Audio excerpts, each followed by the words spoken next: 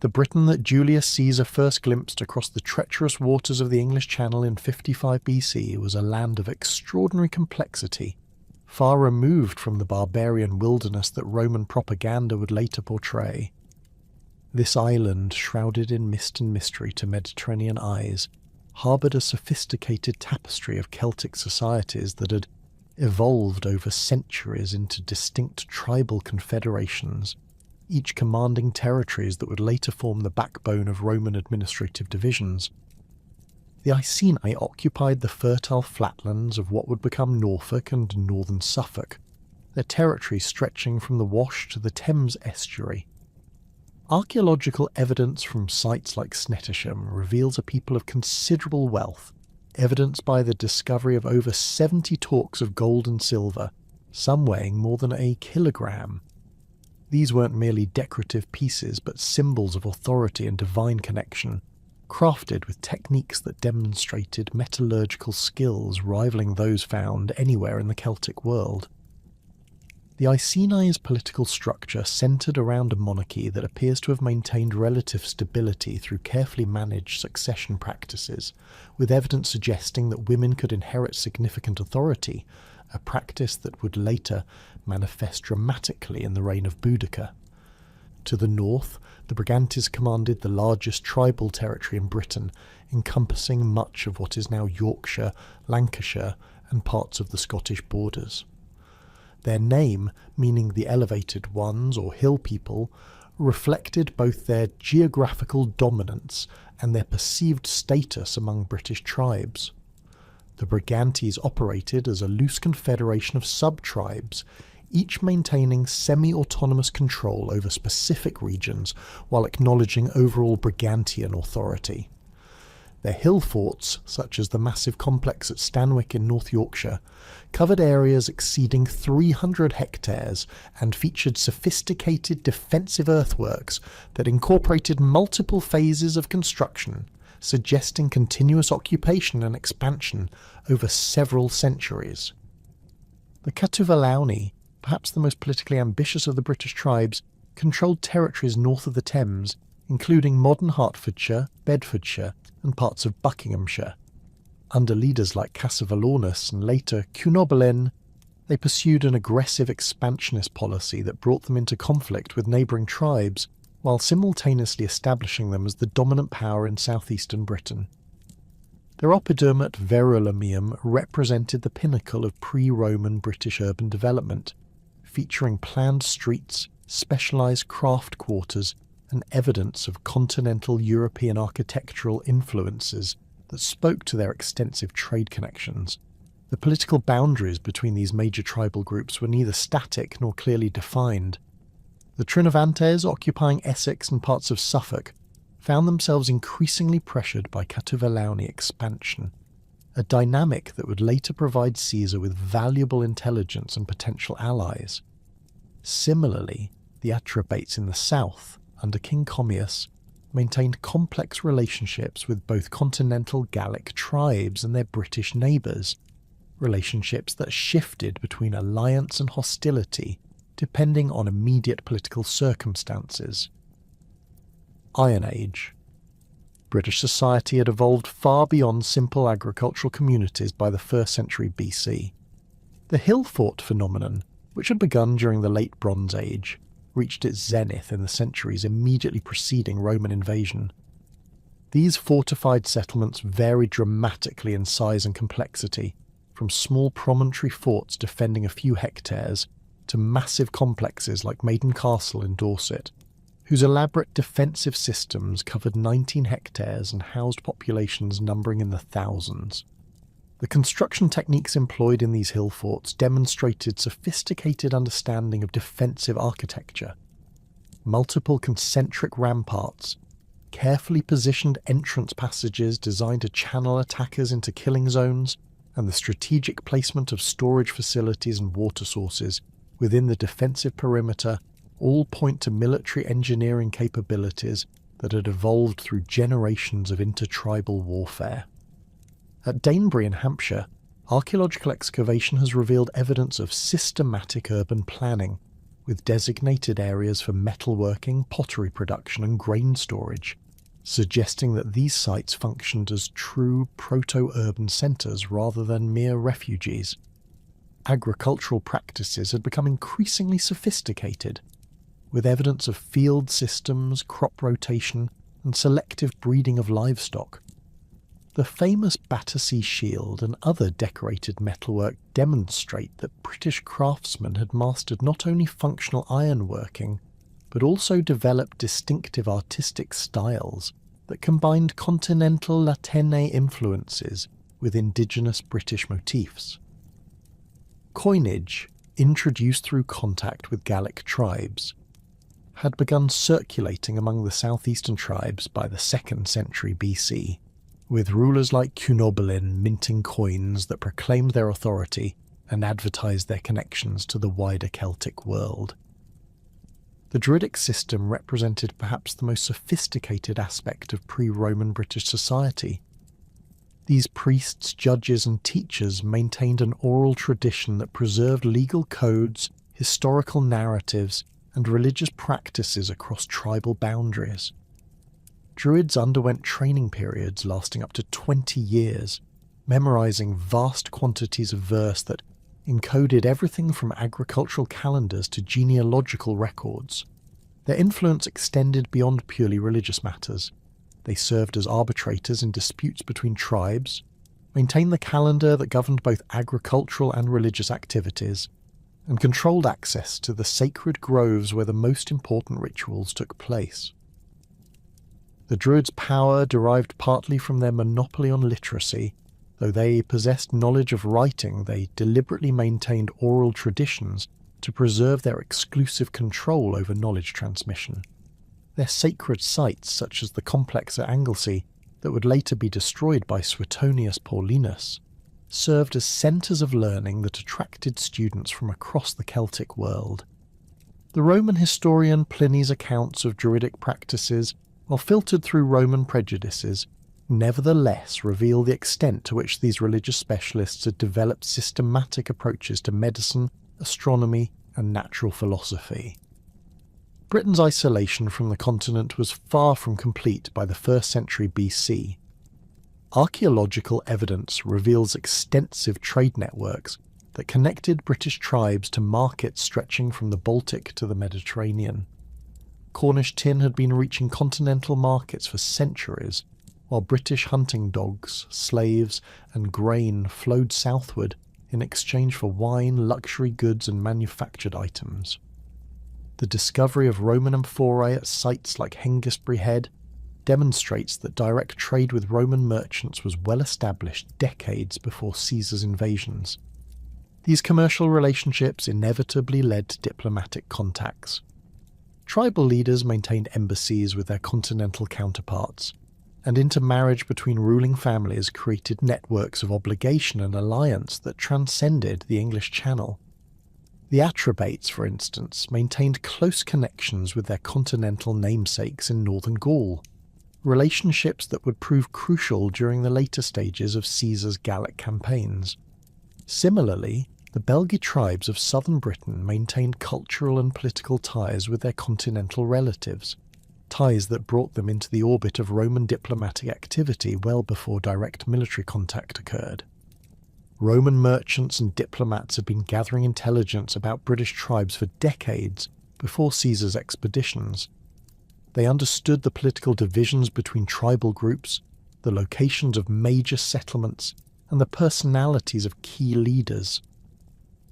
This intelligence network proved invaluable when Caesar began planning his British expeditions, providing him with detailed knowledge of tribal rivalries that could be exploited and potential allies who might be recruited against his primary targets.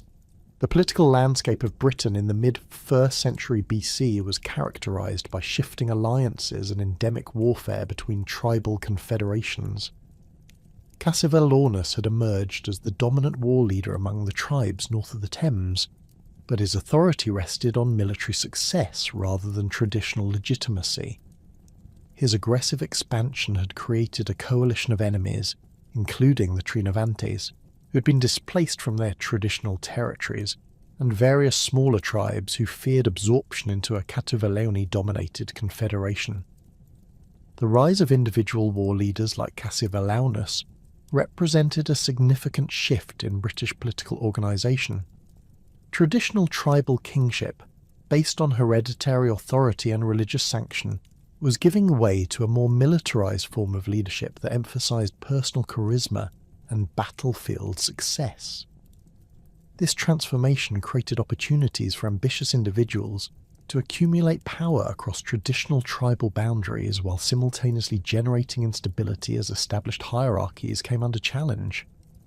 Cassivelaunus himself appears to have been a military innovator, developing cavalry tactics that maximised the mobility advantages that British terrain offered against more heavily equipped continental forces. His forces employed hit-and-run tactics, using their knowledge of local geography to avoid decisive engagements while wearing down enemy forces through constant harassment. These tactical innovations would prove effective against Caesar's initial expeditions, forcing the Roman commander to adapt his own strategies to meet the unique challenges of British warfare. The weapons and equipment employed by British warriors reflected both indigenous traditions and continental influences. Iron swords of excellent quality, often decorated with intricate patterns, served as both functional weapons and status symbols. British smiths had mastered the production of pattern-welded blades that combined strength with flexibility, creating weapons that could match anything produced in Gaul or the Mediterranean world. Shields, spears and helmets showed similar levels of craftsmanship, while the famous war chariots that so impressed Roman observers represented a uniquely British adaptation of continental Celtic military technology. The social structure underlying this military organisation was complex and hierarchical. Warriors formed the apex of society, with their status determined by both birth and battlefield achievement. Below them, craftsmen, farmers and traders occupied various levels of a social pyramid that was both more fluid and more merit-based than Roman society. Slavery existed, but appears to have been less institutionalised than in the Mediterranean world, with slaves often being war captives who could potentially earn their freedom through service or adoption into their captor's household. Women occupied positions of authority that would have seemed remarkable to Roman observers. Archaeological evidence suggests that some women served as warriors, while others clearly wielded political power as rulers or regents. The later prominence of figures like Boudica and Cartimandua reflected established precedents rather than exceptional circumstances, indicating that British society had developed different concepts of gender roles than those prevalent in the classical world. The religious landscape of pre-Roman Britain was dominated by the Druidic system, but local and regional variations created a complex tapestry of beliefs and practices. Sacred groves, springs and hilltop shrines dotted the landscape, each associated with particular deities or spirits that governed local affairs. The practice of depositing valuable objects in water, swords, shields, jewellery and coins suggests sophisticated concepts of sacrifice and divine reciprocity that governed relationships between the human and supernatural worlds.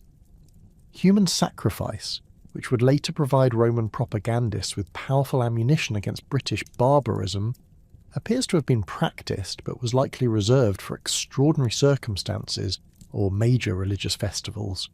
The bog bodies discovered at sites like Lindo Moss suggest that such sacrifices followed elaborate rituals and may have been connected to divination practices or crisis management during periods of social or environmental stress.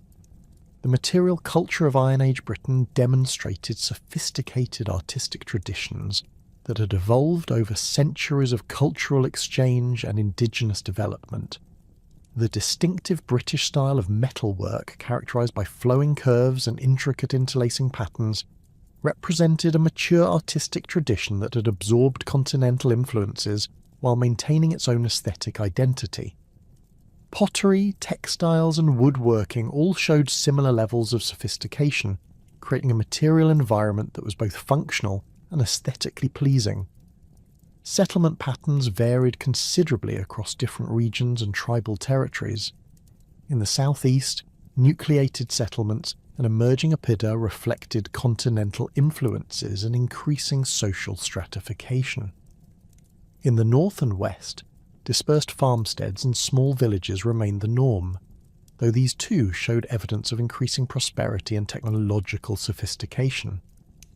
The diversity of settlement types reflected both environmental adaptations and cultural preferences that had developed over centuries of regional evolution.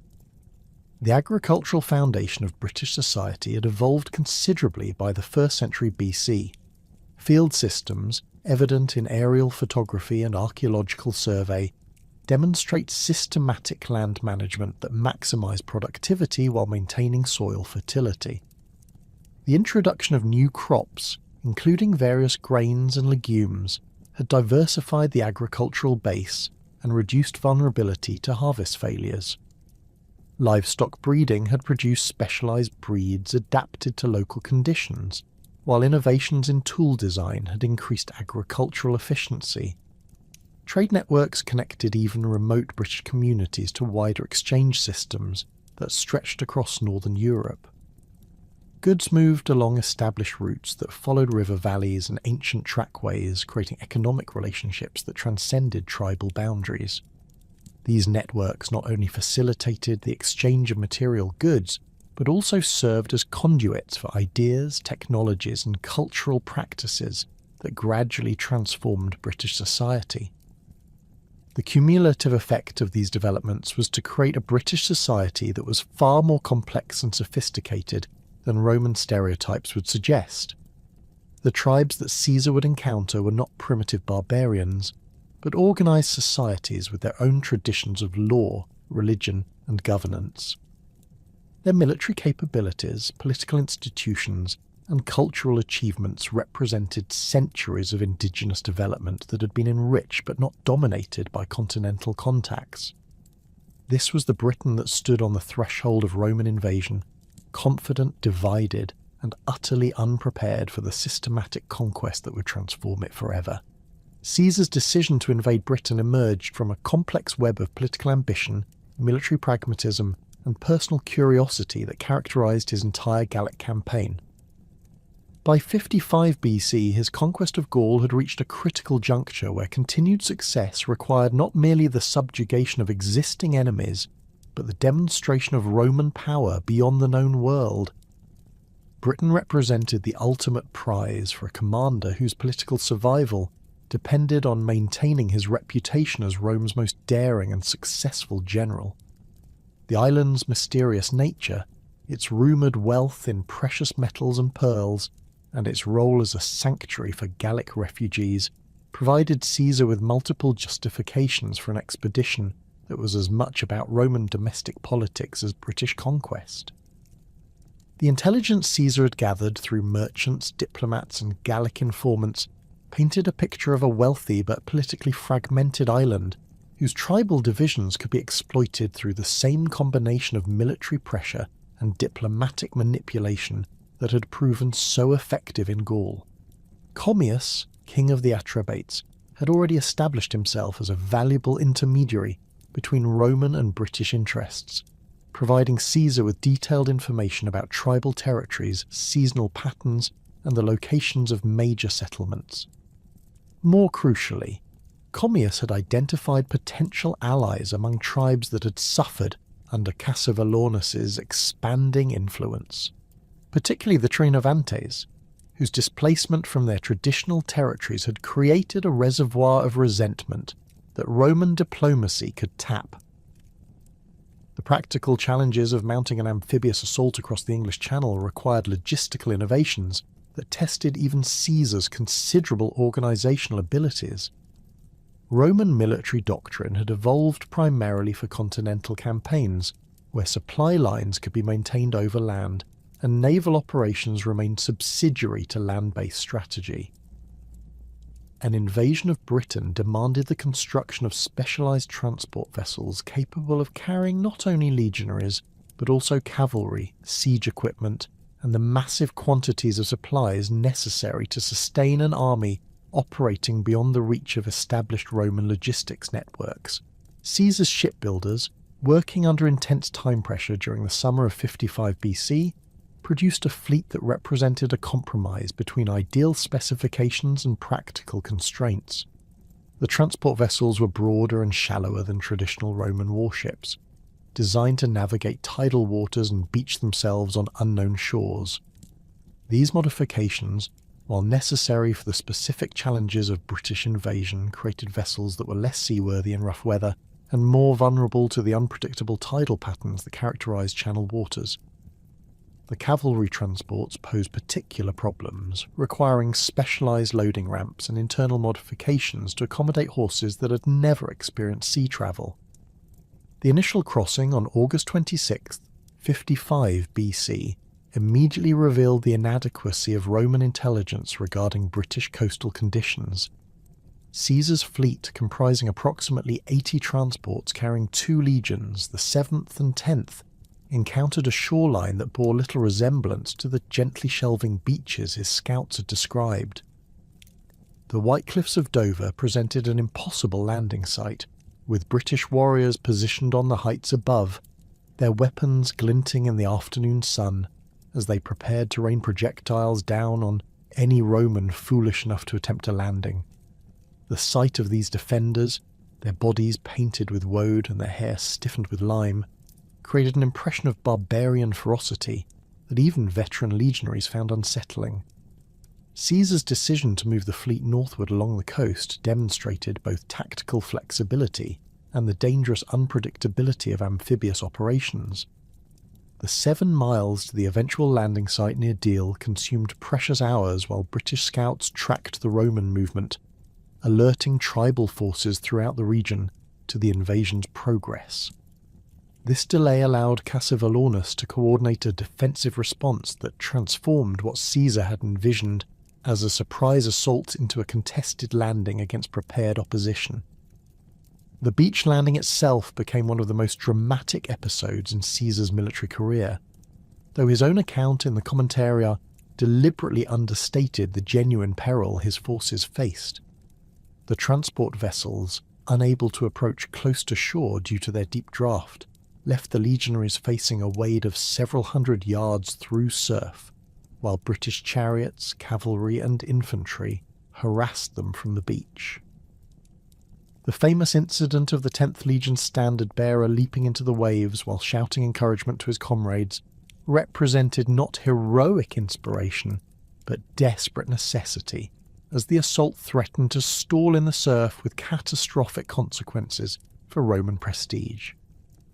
The British defenders employed tactics that exploited every advantage their local knowledge provided. Chariots raced along the waterline, their crews hurling spears and javelins at Romans struggling through the waves while remaining beyond effective retaliation range. British cavalry struck at isolated groups of legionaries who had become separated from their units during the chaotic landing, while infantry formations waited in the dunes behind the beach to engage any Romans who successfully reached dry ground. The coordination of these different combat arms demonstrated a level of tactical sophistication that contradicted Roman assumptions about British military capabilities. Caesar's deployment of his warship's artillery proved decisive in establishing the initial beachhead.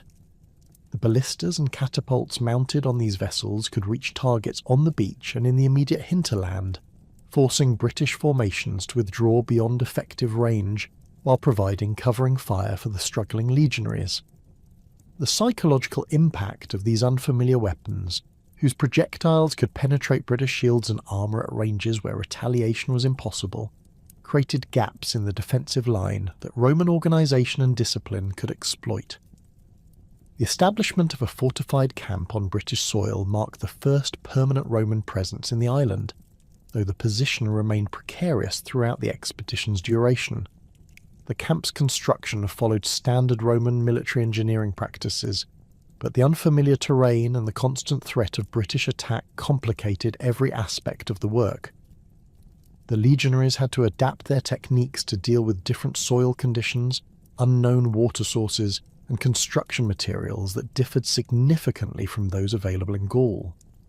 The defensive perimeter required constant vigilance, as British warriors demonstrated an uncanny ability to approach undetected through countryside they had known since childhood.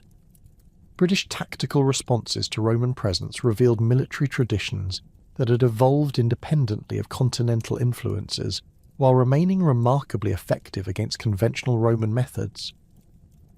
The chariot warfare that so impressed Caesar represented a uniquely British adaptation of Celtic military technology, combining the mobility of cavalry with the shock power of infantry in ways that maximised the advantages of local terrain.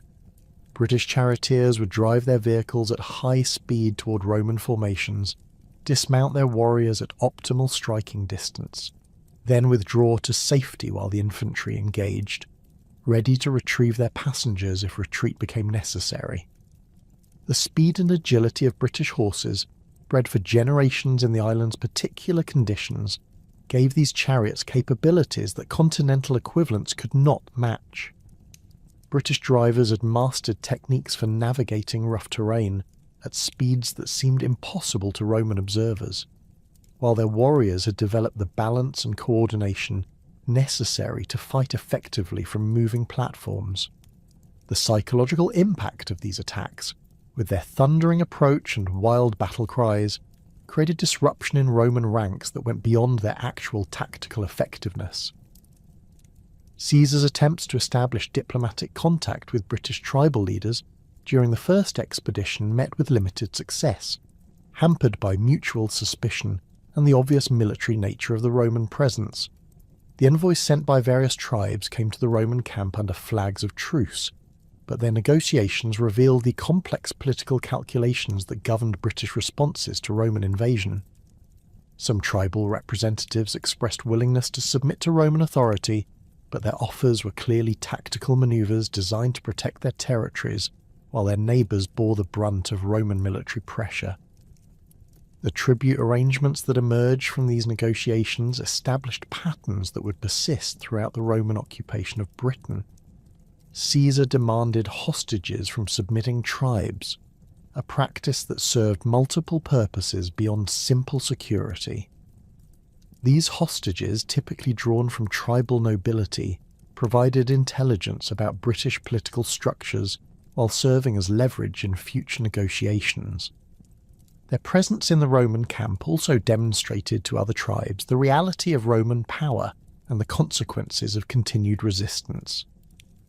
The 18-day duration of the first expedition reflected the practical limitations that constrained Roman operations in Britain. The approaching equinox brought weather conditions that made channel crossings increasingly dangerous, while the expedition's limited supplies created logistical pressures that could not be ignored. Caesar's decision to withdraw was presented as a successful reconnaissance in force, but the expedition's abbreviated duration suggested that the challenges of British invasion had proven greater than anticipated. The destruction of Roman ships during a channel storm while the fleet lay beached provided British observers with valuable intelligence about Roman vulnerabilities. The sight of Roman sailors struggling to repair their vessels demonstrated that the invaders were not invulnerable, while the obvious Roman concern about weather conditions revealed dependencies that British resistance could potentially exploit. These observations would influence British strategic planning for the inevitable return of Roman forces. Caesar's preparations for the 54 BC expedition reflected lessons learned from the previous year's experiences, though political pressures in Rome limited the resources available for British operations. The construction of a larger fleet incorporating design modifications based on channel sailing conditions demonstrated Roman adaptability while revealing the scale of logistical challenges that British invasion presented. The new vessels featured reduced drafts for easier beaching, increased beam for greater stability, and specialised modifications for cavalry transport that addressed specific problems encountered during the first crossing. The recruitment of additional legions for the second expedition, ultimately 5 legions plus auxiliary forces totaling approximately 25,000 men, reflected both Caesar's increased ambitions and his recognition that British conquest required larger forces than initially anticipated. The inclusion of substantial cavalry contingents, drawn primarily from Germanic tribes allied to Rome, addressed the mobility disadvantages that had hampered Roman operations during the first expedition. These horsemen, familiar with the tactical challenges of fighting mounted opponents, provided capabilities that Roman military doctrine had not previously emphasized. The second landing, executed on July 6, 54 BC, proceeded with far greater efficiency than the previous year's chaotic assault. The larger fleet allowed Caesar to transport his entire force in a single crossing, eliminating the vulnerabilities that had resulted from the staged arrival of different units. The British response, while still determined, lacked the coordination that had characterized the previous year's defense, suggesting that tribal unity was fragmenting under the pressure of Roman diplomatic initiatives. Caesar's rapid advance inland during the second expedition demonstrated both improved Roman logistics and the effectiveness of pre-invasion intelligence gathering. The march route, carefully planned to avoid major British strongholds while maintaining access to water sources and forage, reflected detailed knowledge of British geography that could only have been obtained through extensive reconnaissance. The speed of the Roman advance, covering significant distances within days of landing, prevented British forces from organising coordinated resistance while demonstrating Roman capabilities to potential tribal allies. The crossing of the Thames represented the expedition's most significant tactical achievement, forcing British defenders to abandon their strongest natural defensive position while opening the heartland of Cassivelaunus's territory to Roman penetration. The river crossing itself required engineering skills that demonstrated Roman military capabilities to British observers, while providing Caesar with a dramatic achievement to report to Rome: the construction of temporary bridges under enemy fire, the coordination of multiple legion crossings, and the establishment of secure bridgeheads on the northern bank all showcased Roman military professionalism at its most effective.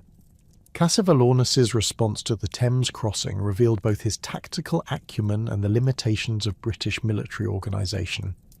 His decision to avoid pitched battles while maintaining constant pressure through guerrilla attacks demonstrated strategic thinking that recognised Roman superiority in conventional engagements. The systematic removal of cattle and supplies from areas threatened by Roman advance showed sophisticated understanding of logistical warfare, while the coordination of attacks by different tribal contingents revealed command and control capabilities that impressed even Roman observers. The British employment of chariots as rapid response forces during this phase of the campaign showcased tactical innovations that had evolved specifically to counter Roman military methods. Rather than using chariots for direct assault, British commanders deployed them as mobile platforms for delivering fresh warriors to threatened sectors while evacuating casualties and maintaining communications between dispersed forces. This adaptation transformed chariots from shock weapons into tactical multipliers that enhanced the effectiveness of British infantry while maintaining the mobility necessary for effective guerrilla warfare. Caesar's diplomatic offensive during the second expedition proved more successful than his military operations in achieving lasting results. The defection of the Trinovantes, formalised through the submission of Mandubracius as a client king, provided Rome with its first reliable British ally while demonstrating to other tribes that Roman protection could be more valuable than continued resistance. The Trinovantian submission included the provision of hostages, tribute payments, and military assistance against Cassivelaunus, establishing precedents that would govern Romano-British relations for generations. The cascade of tribal submissions that followed the Trinovantian defection revealed the fragility of British unity in the face of Roman diplomatic pressure. The Cenemagni, Segontiaci, Ancalites, Bibroci, and Cassi all sent embassies to Caesar offering submission, though the sincerity of these offers remained questionable given the obvious military pressure that prompted them. Each submission included negotiations over tribute levels, hostage exchanges, and territorial arrangements that reflected the specific circumstances of individual tribes while establishing Roman authority as the arbiter of intertribal disputes. The siege of Cassivelaunus's stronghold demonstrated Roman siege warfare capabilities to British observers, while providing Caesar with a dramatic climax for his expedition narrative. The fortification itself, protected by forests and marshes with a single narrow approach, represented sophisticated British defensive architecture that had evolved through generations of intertribal warfare. Roman siege techniques, including the construction of approach works and the deployment of artillery, overcame these defences through systematic application of engineering principles that British military tradition had not encountered. The final submission of Cassivelaunus, negotiated through Commius as an intermediary, established the framework for Roman-British relations that would persist until Claudius's invasion nearly a century later. The tribute arrangements, set at an annual payment that acknowledged Roman supremacy without imposing crippling financial burdens, reflected Caesar's understanding that sustainable client relationships required careful balance between demonstration of power and practical governance. The hostage exchanges that sealed the agreement provided Rome with leverage over British politics while offering tribal leaders insurance against rivals who might challenge their Roman-sanctioned authority. The strategic impact of Caesar's expeditions extended far beyond their immediate military and diplomatic achievements. The intelligence gathered during these campaigns provided future Roman commanders with detailed knowledge of British geography, tribal politics, and military capabilities that would prove invaluable during subsequent invasion planning. The establishment of client relationships with key tribal leaders created networks of Roman influence that persisted through decades of political change, while the demonstration of Roman military capabilities fundamentally altered British perceptions of continental power. The expedition's influence on Roman strategic thinking about Britain proved equally significant, though not always in ways that Caesar had intended. The practical difficulties of channel crossings, the logistical challenges of supplying armies operating beyond established Roman infrastructure, and the tactical adaptations required to counter British military methods all provided lessons that shaped subsequent Roman planning.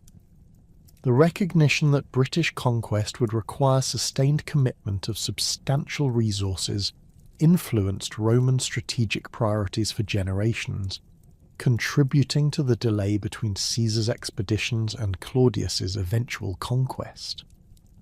The transformation of Britain from an unknown island beyond the world's edge into a documented target for Roman expansion represented perhaps the expedition's most lasting achievement.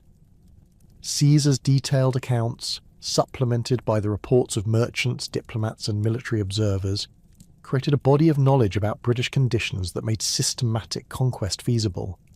The establishment of regular diplomatic and commercial contacts maintained Roman awareness of British political developments while providing channels for future Roman influence.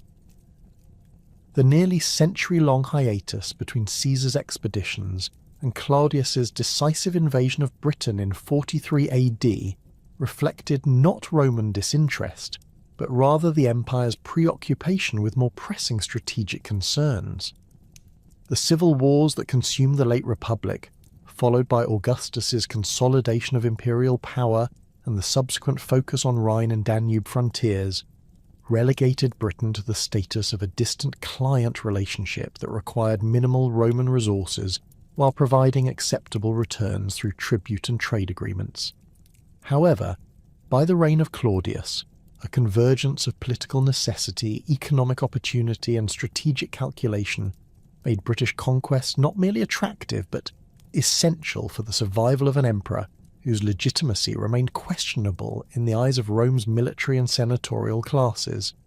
Claudius's accession to imperial power in January 41 AD had been an accident of history rather than the result of careful succession planning.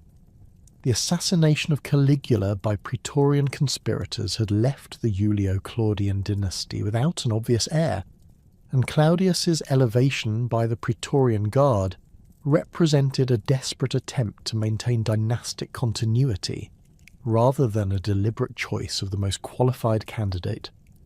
His physical disabilities, scholarly temperament, and lack of military experience made him appear weak to constituencies that valued martial prowess above administrative competence.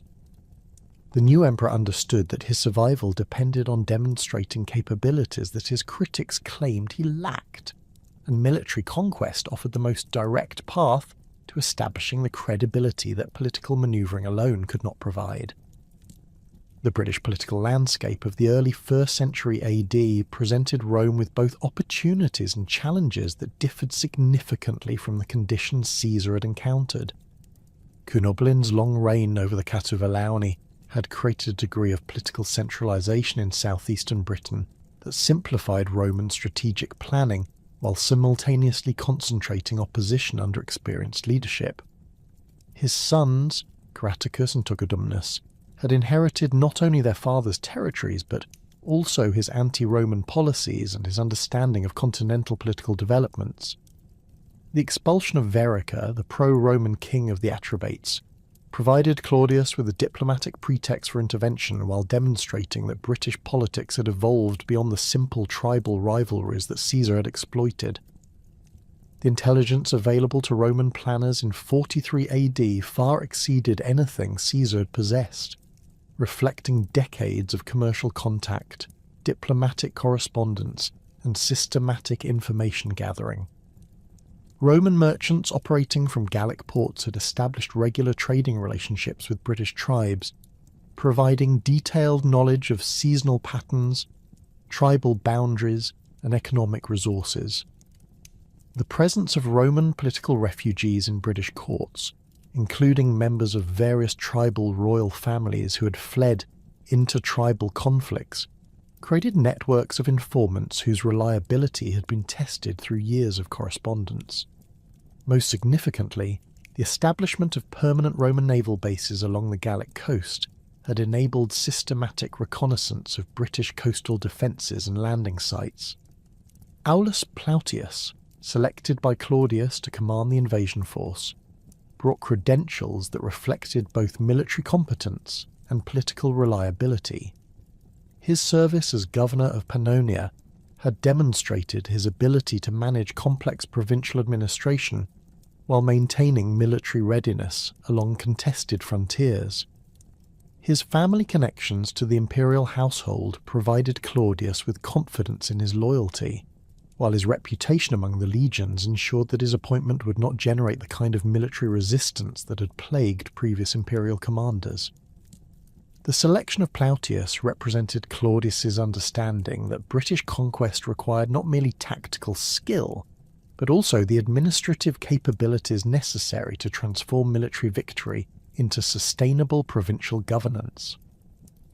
The invasion force assembled for the British campaign reflected both the scale of Claudius's ambitions and the resources available to an emperor who enjoyed the support of Rome's financial establishment.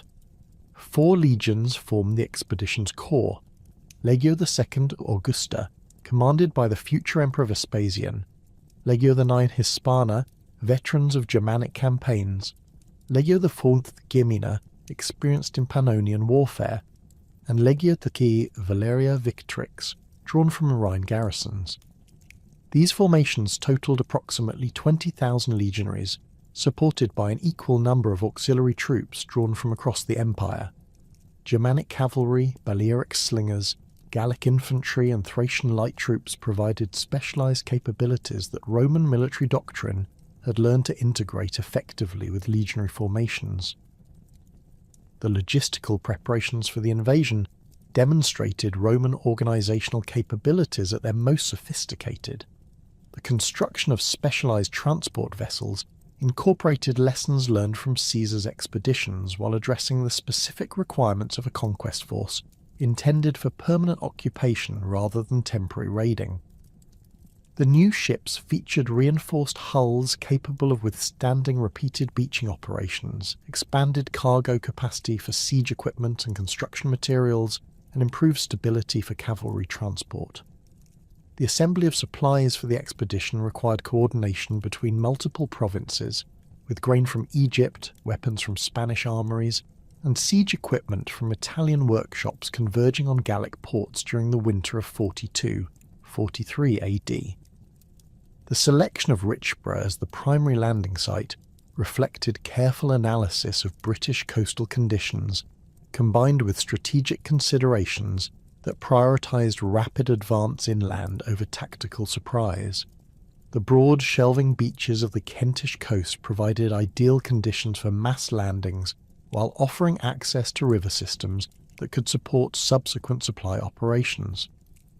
The proximity to Gallic ports minimised crossing distances and reduced exposure to channel weather, while the local geography offered multiple route options for advancing toward British population centres. Most significantly, intelligence indicated that Richborough lay within the territory of tribes whose loyalty to Catuvellauni authority remained questionable, suggesting that initial resistance might be limited. The invasion fleet that departed from Boulogne in May 43 AD comprised over 800 vessels of various types, representing the largest amphibious operation in Roman military history to that point. The crossing proceeded with remarkable efficiency, reflecting both careful planning and favourable weather conditions that had been absent during Caesar's expeditions. The staggered departure of different squadron elements prevented congestion in Gallic ports while ensuring that the entire force could be reassembled quickly upon reaching British waters. The use of experienced Gallic pilots, familiar with channel tides and currents, eliminated the navigation errors that had complicated earlier Roman maritime operations.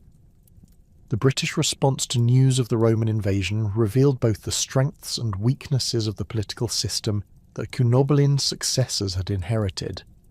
Caraticus and Togodumnus succeeded in assembling a confederation of tribal forces that included not only their own Catuvellauni warriors, but also contingents from the Trinovantes, Iceni, and various smaller tribes whose independence depended on preventing Roman domination.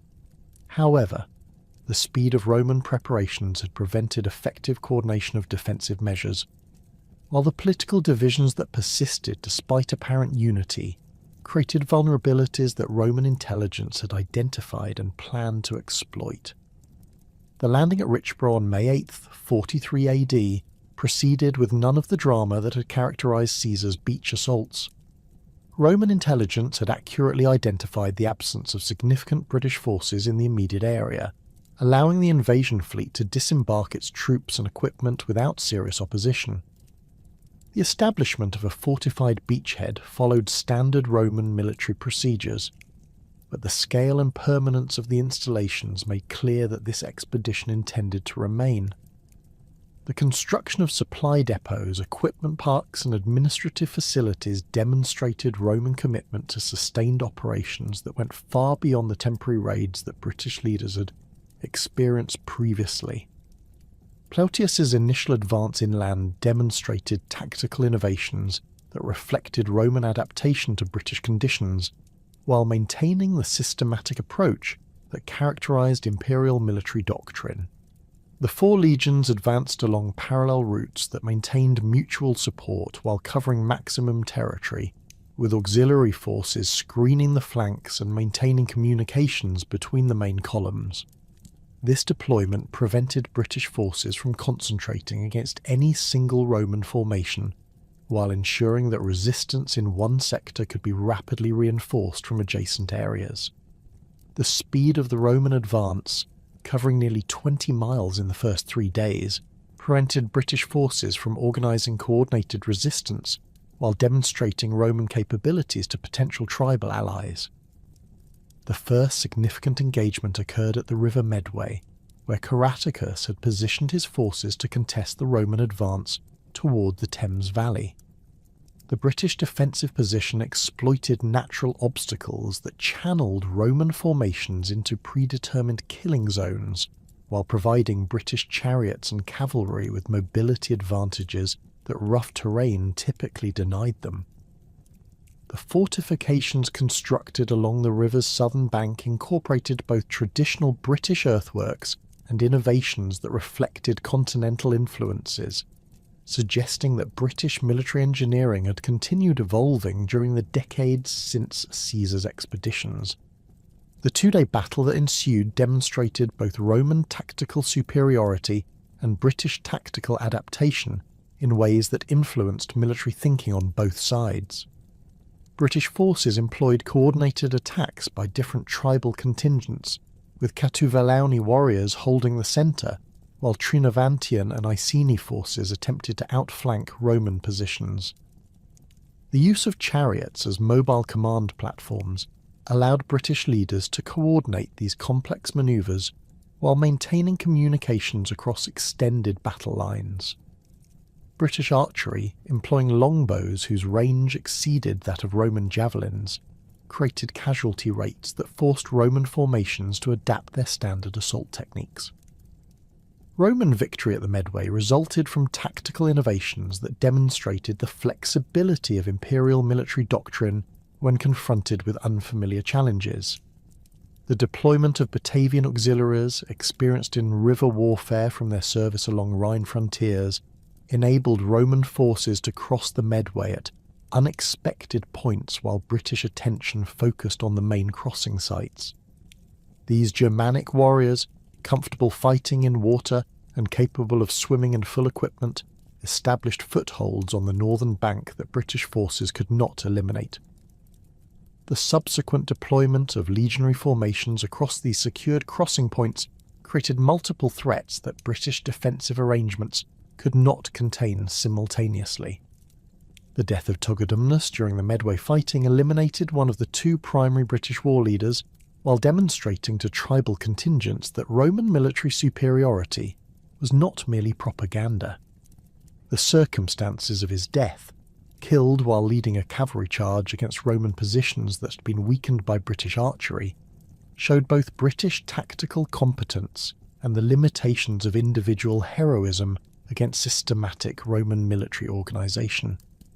His loss created command problems within the British Confederation that Caratacus could not immediately resolve, contributing to the tactical confusion that allowed Roman forces to complete their river crossing and establish secure positions on the northern bank.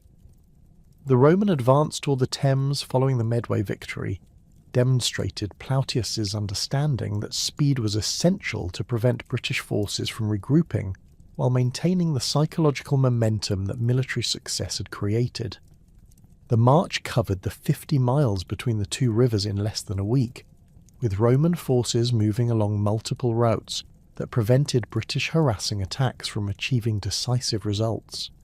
The systematic destruction of British settlements along the route of advance served both logistical and psychological purposes, providing Roman forces with supplies while demonstrating to British observers the consequences of continued resistance. The Thames crossing presented Plautius with tactical challenges that differed significantly from those encountered at the Medway, reflecting both British adaptation to Roman methods and the strategic importance of London's river crossing to British political geography. Caratacus had positioned his remaining forces along the Thames's northern bank in fortifications that incorporated lessons learned from the Medway defeat, with multiple defensive lines that could absorb Roman assault while maintaining retreat routes toward the interior. The river itself presented obstacles that Roman engineering would need to overcome under hostile fire, while British control of the crossing points eliminated the tactical surprise that had proven decisive at the earlier engagement. Roman engineering capabilities proved decisive in overcoming British defensive preparations at the Thames crossing. The construction of temporary bridges at multiple points simultaneously prevented British forces from concentrating their defensive efforts while providing Roman formations with tactical flexibility that British defensive arrangements could not counter. The deployment of artillery to suppress British positions during bridge construction demonstrated Roman technological advantages that British military tradition had not encountered, while the systematic coordination of engineering work with tactical operations showcased Roman military professionalism at its most effective. The establishment of Roman positions north of the Thames created the strategic situation that Claudius had envisioned when planning the invasion. British resistance, while continuing under Caratacus's leadership, could no longer prevent Roman access to the political heartland of southeastern Britain.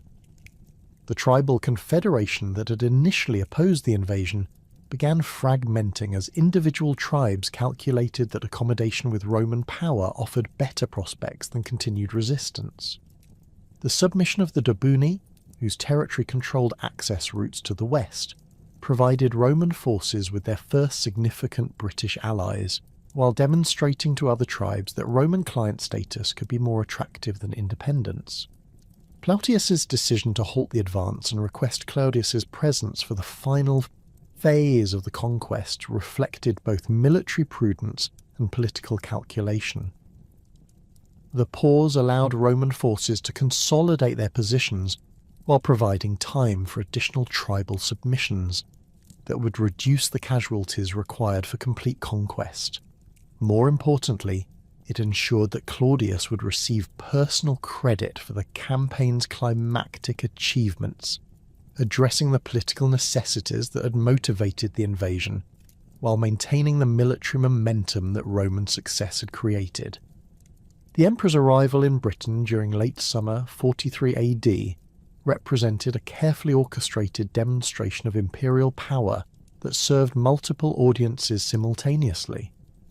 The presence of Claudius himself, accompanied by Praetorian Guard units and members of the imperial court, demonstrated to British tribes that Roman commitment to conquest was absolute and permanent.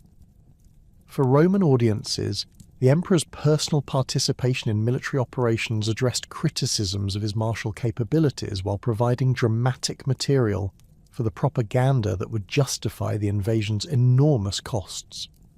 The inclusion of elephants in the imperial entourage, while militarily unnecessary, created psychological impact that British observers would remember and report throughout the island. The advance on Camulodunum, the Catuvelloni capital and symbolic centre of British resistance, proceeded as a triumphal procession rather than a military campaign. The systematic submission of tribes along the route of advance reflected both Roman diplomatic success and British recognition that continued resistance was futile. The Iceni, Corieltalvi, and various smaller tribal groups sent embassies offering submission and tribute, while their warriors joined Roman forces as auxiliaries rather than opponents. This cascade of submissions eliminated organised resistance, while providing Claudius with the appearance of conquering numerous British kingdoms through personal leadership.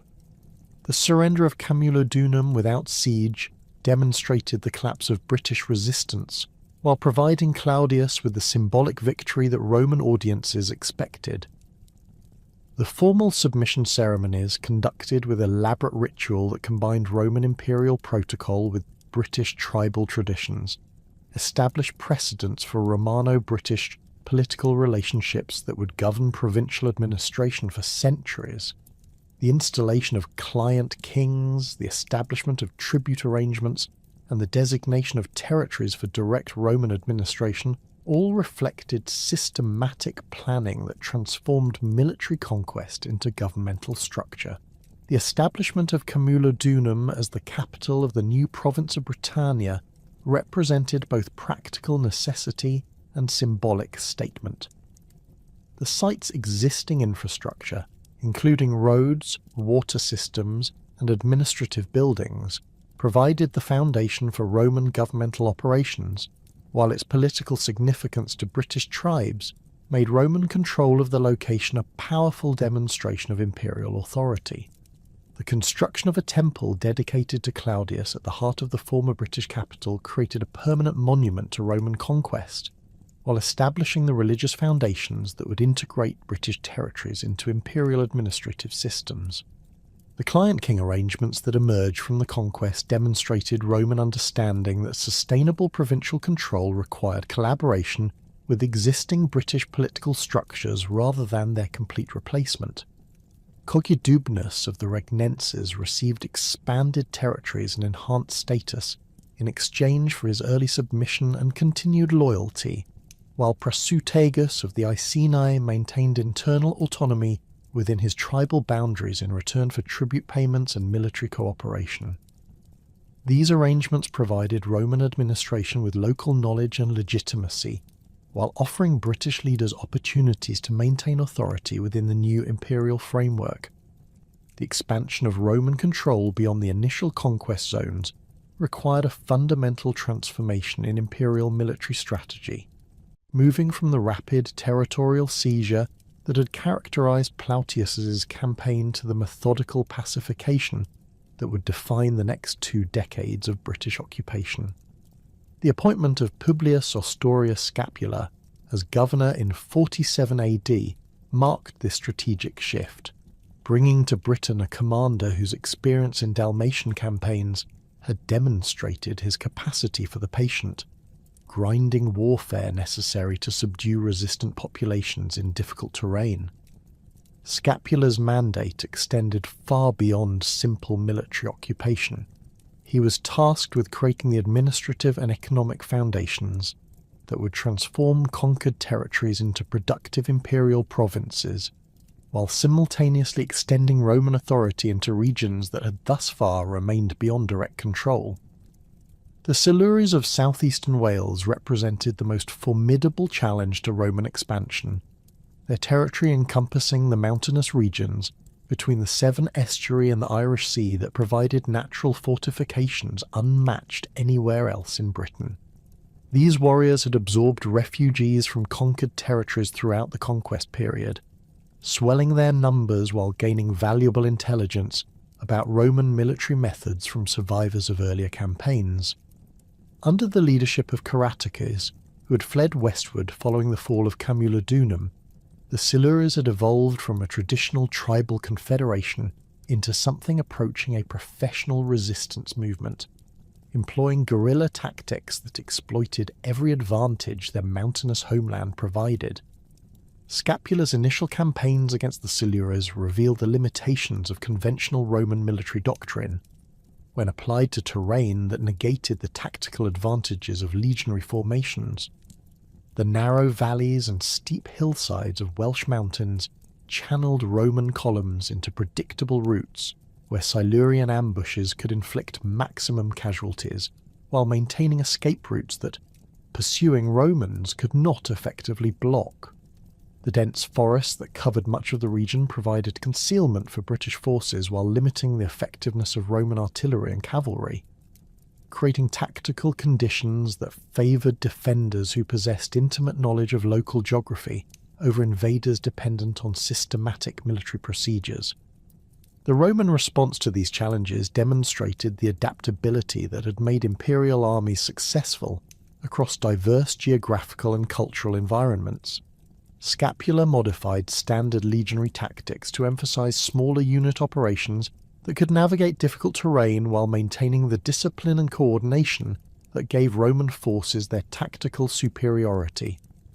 The deployment of auxiliary cohorts drawn from mountainous regions of the empire provided specialized capabilities that complemented legionary strengths while offering cultural and linguistic skills that proved valuable in intelligence gathering and local negotiations. Germanic and Gallic units, experienced in forest warfare, adapted their techniques to Welsh conditions while maintaining the systematic approach that characterized Roman military operations.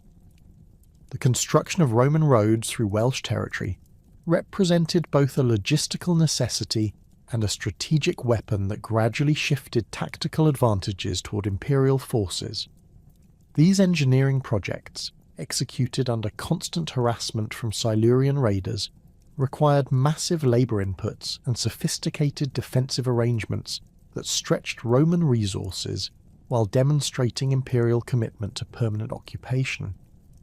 The roads themselves, built to Roman engineering standards that prioritised durability and all-weather accessibility, provided rapid movement routes for Roman reinforcements while facilitating the supply operations that sustained extended campaigns in hostile territory. More significantly, the systematic destruction of forest cover required for road construction eliminated the concealment that had made Silurian guerrilla tactics so effective. Caratacus's transformation from traditional tribal king to resistance leader reflected both his personal adaptability and his understanding of the broader political dynamics that Roman conquest had created throughout Britain.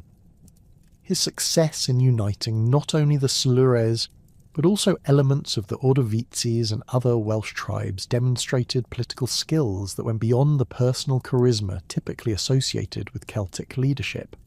The establishment of coordinated resistance across multiple tribal territories required diplomatic arrangements that transcended traditional rivalries while creating military structures capable of sustaining prolonged warfare against imperial forces. His ability to maintain these coalitions despite the pressures of constant military action and the temptations of Roman diplomatic overtures testified to leadership qualities that Roman observers grudgingly acknowledged. The tactical innovations that emerged from the Welsh campaigns influenced Roman military thinking throughout the empire, providing lessons that proved applicable to frontier warfare in diverse geographical settings.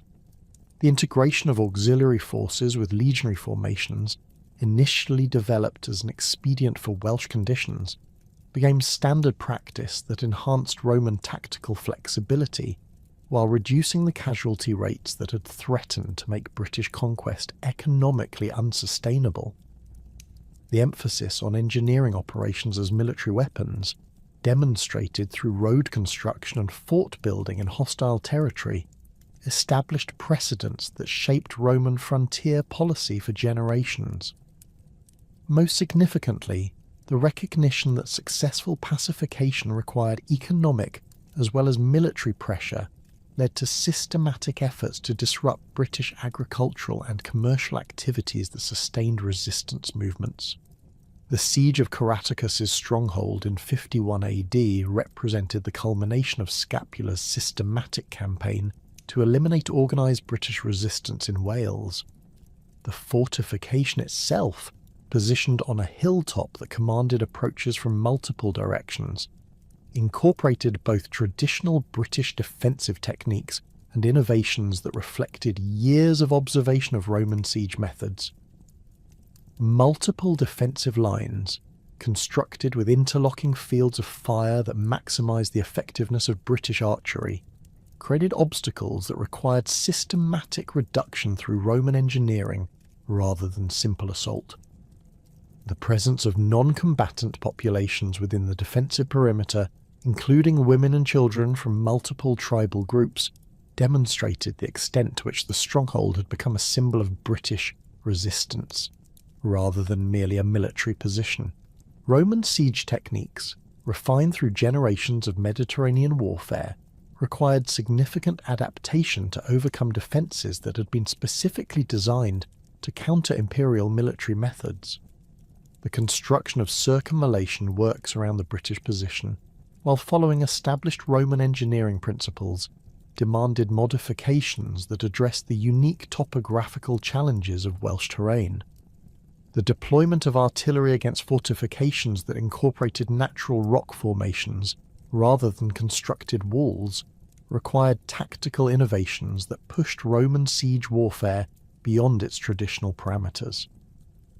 The systematic reduction of outer defensive lines through coordinated infantry assaults supported by engineering operations demonstrated Roman military professionalism while revealing the tactical competence of British defensive preparations. The capture of Caratacus during the final assault eliminated the most effective British resistance leader, while providing Rome with a symbolic victory that justified the enormous costs of Welsh pacification.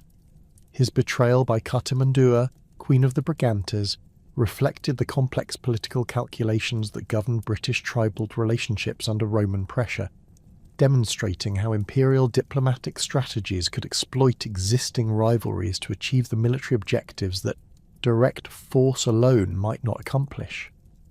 The circumstances of his capture, fleeing northward after the fall of his stronghold, only to be handed over by a supposed ally, provided Roman propagandists with material that emphasized both the futility of resistance and the reliability of Roman client relationships.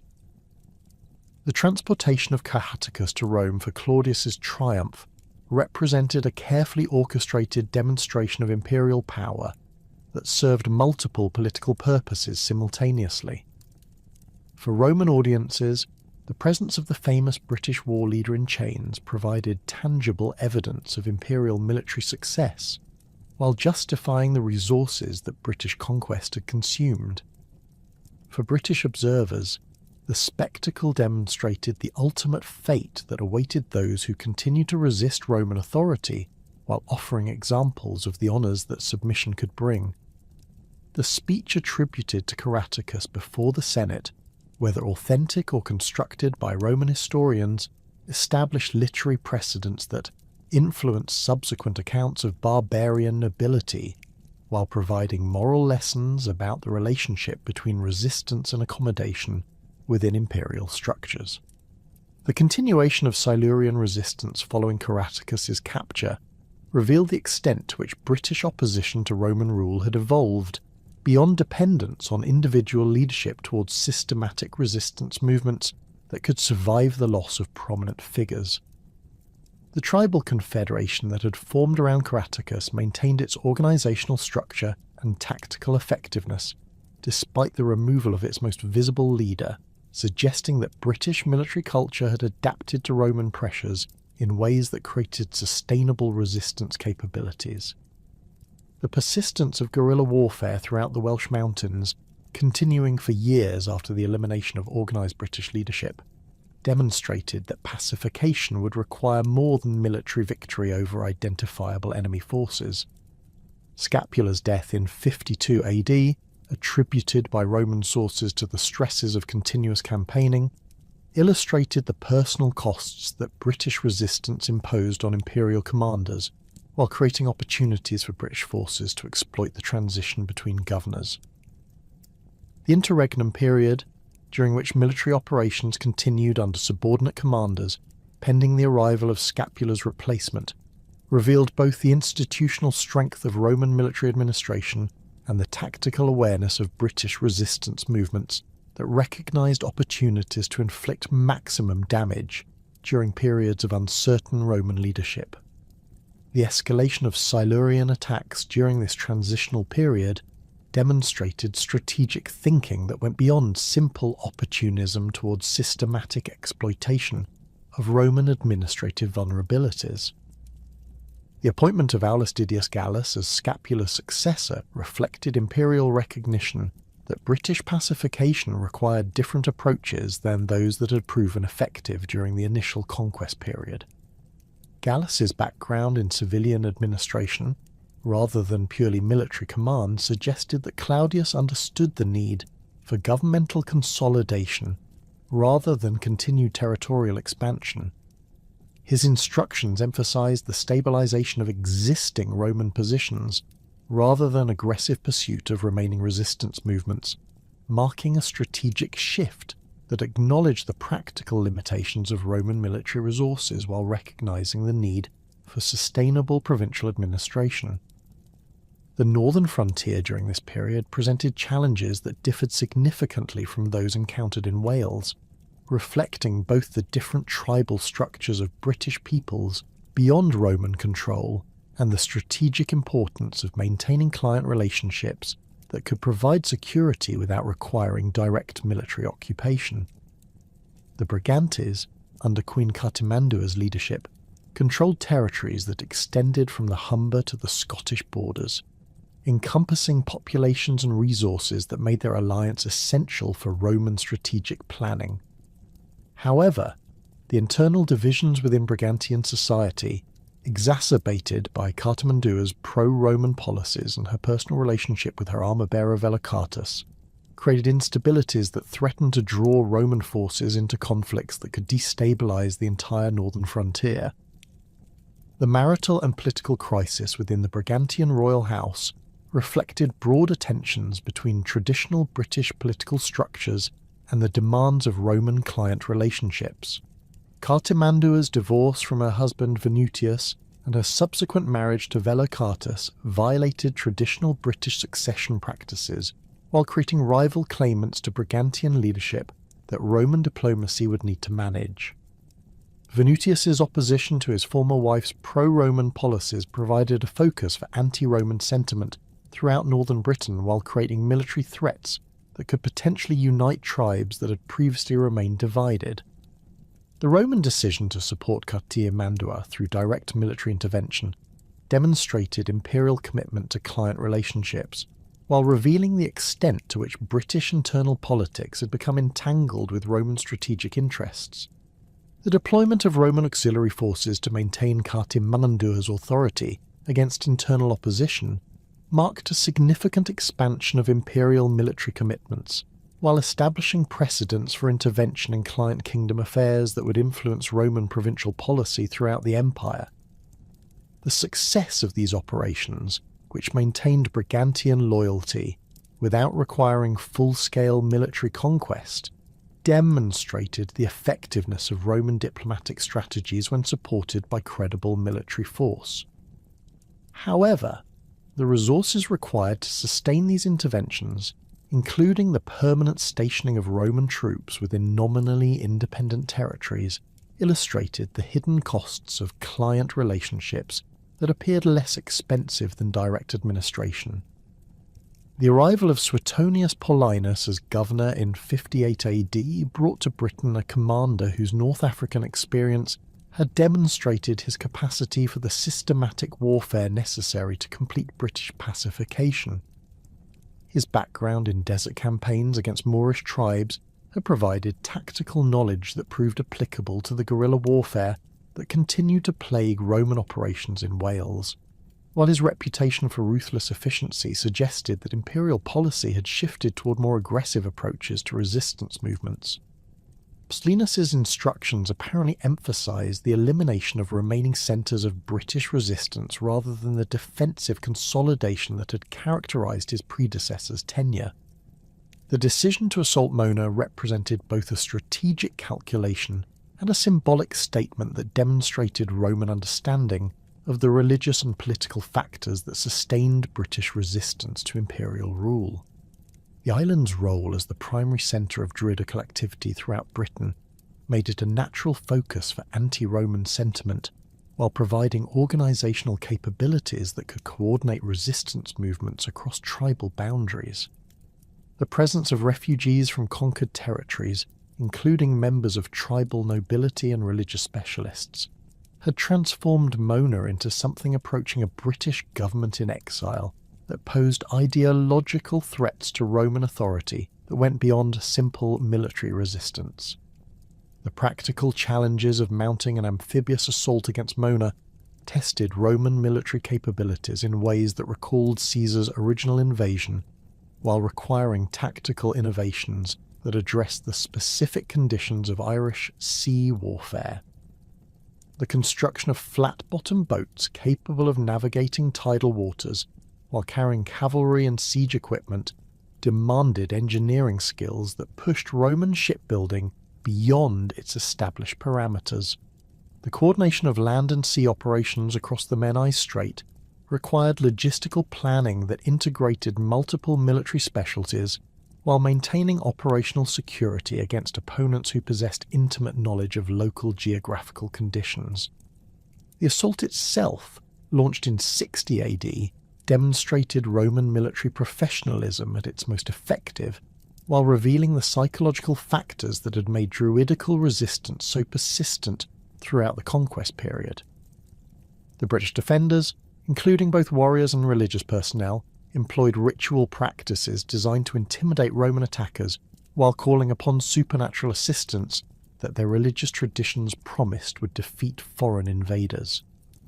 The presence of women among the defenders, described by Roman sources as furies brandishing torches and uttering curses, created psychological pressures that tested Roman military discipline in ways that conventional warfare had not. The systematic nature of Roman tactical procedures, however, overcame these psychological challenges through the disciplined application of proven military techniques. The destruction of the sacred groves and the slaughter of the Druidical priesthood that followed the successful assault represented a deliberate attempt to eliminate the ideological foundations of British resistance, while demonstrating Roman power over the supernatural forces that British religious traditions claimed protected the island. The systematic burning of religious sites, the destruction of ritual objects, and the execution of religious personnel created symbolic victories that were intended to demonstrate to British populations throughout the island that their traditional sources of spiritual protection were powerless against Roman military might. The thoroughness of this destruction, which eliminated centuries of accumulated religious tradition, marked a turning point in Romano-British relations that went beyond simple military conquest toward cultural transformation.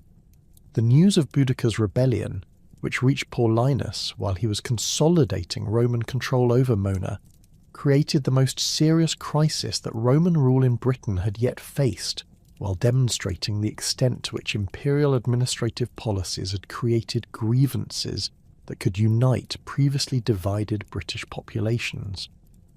The immediate cause of the uprising lay in Roman mishandling of Iceni succession arrangements following the death of King Prasutagus, whose will had attempted to balance British tribal traditions with Roman legal requirements by dividing his kingdom between his daughters and the Roman emperor.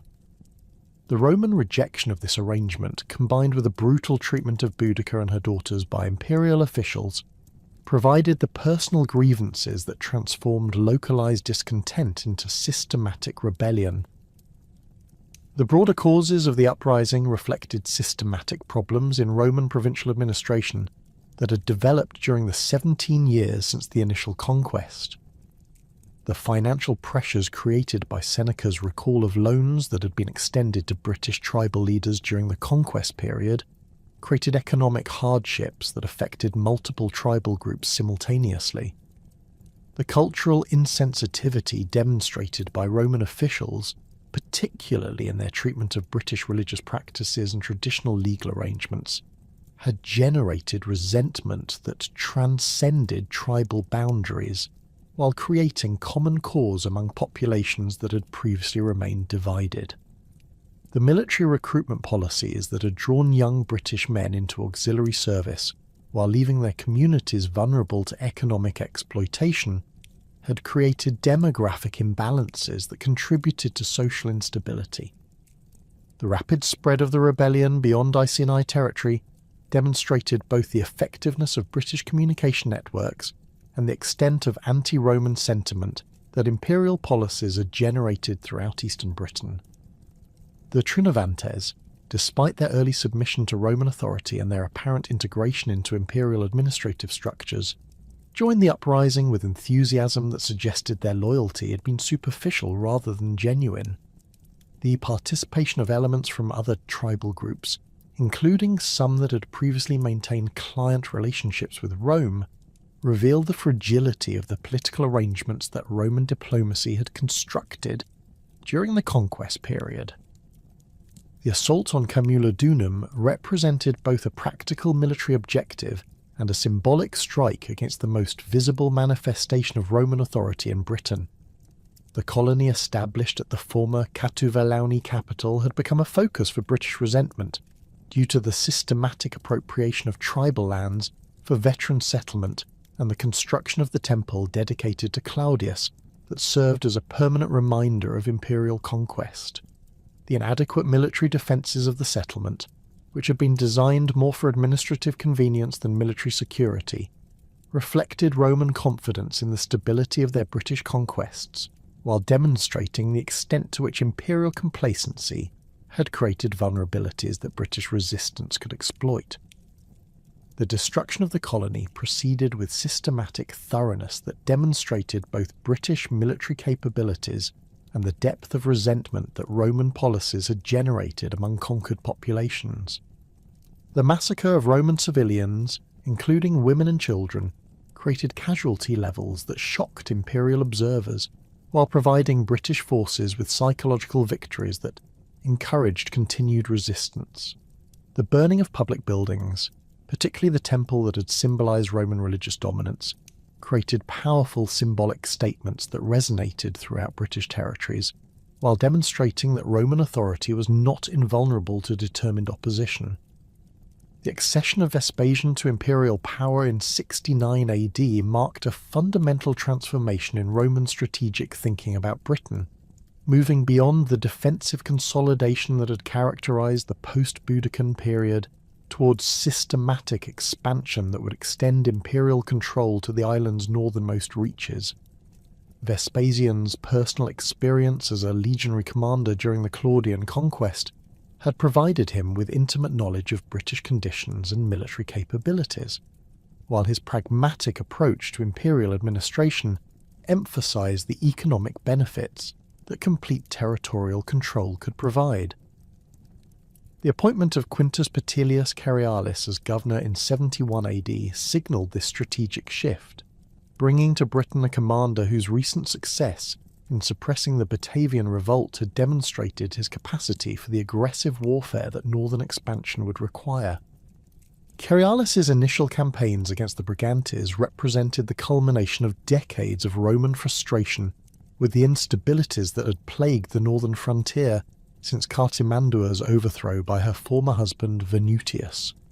The Brigantian Confederation, controlling territories that stretched from the Humber to the Cheviot Hills, had devolved into a complex patchwork of competing factions whose shifting allegiances created constant security threats while denying Rome the stable client relationship that northern frontier defence required.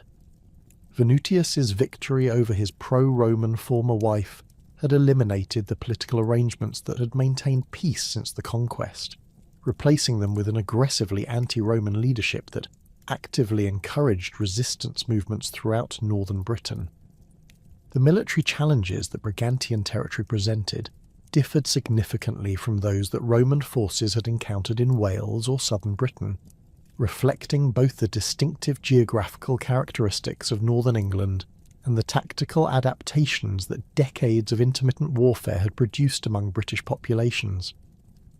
The Pennine spine that dominated Brigantian territory created natural defensive positions that could channel Roman advances into predictable routes, while providing British forces with observation points that made tactical surprise virtually impossible.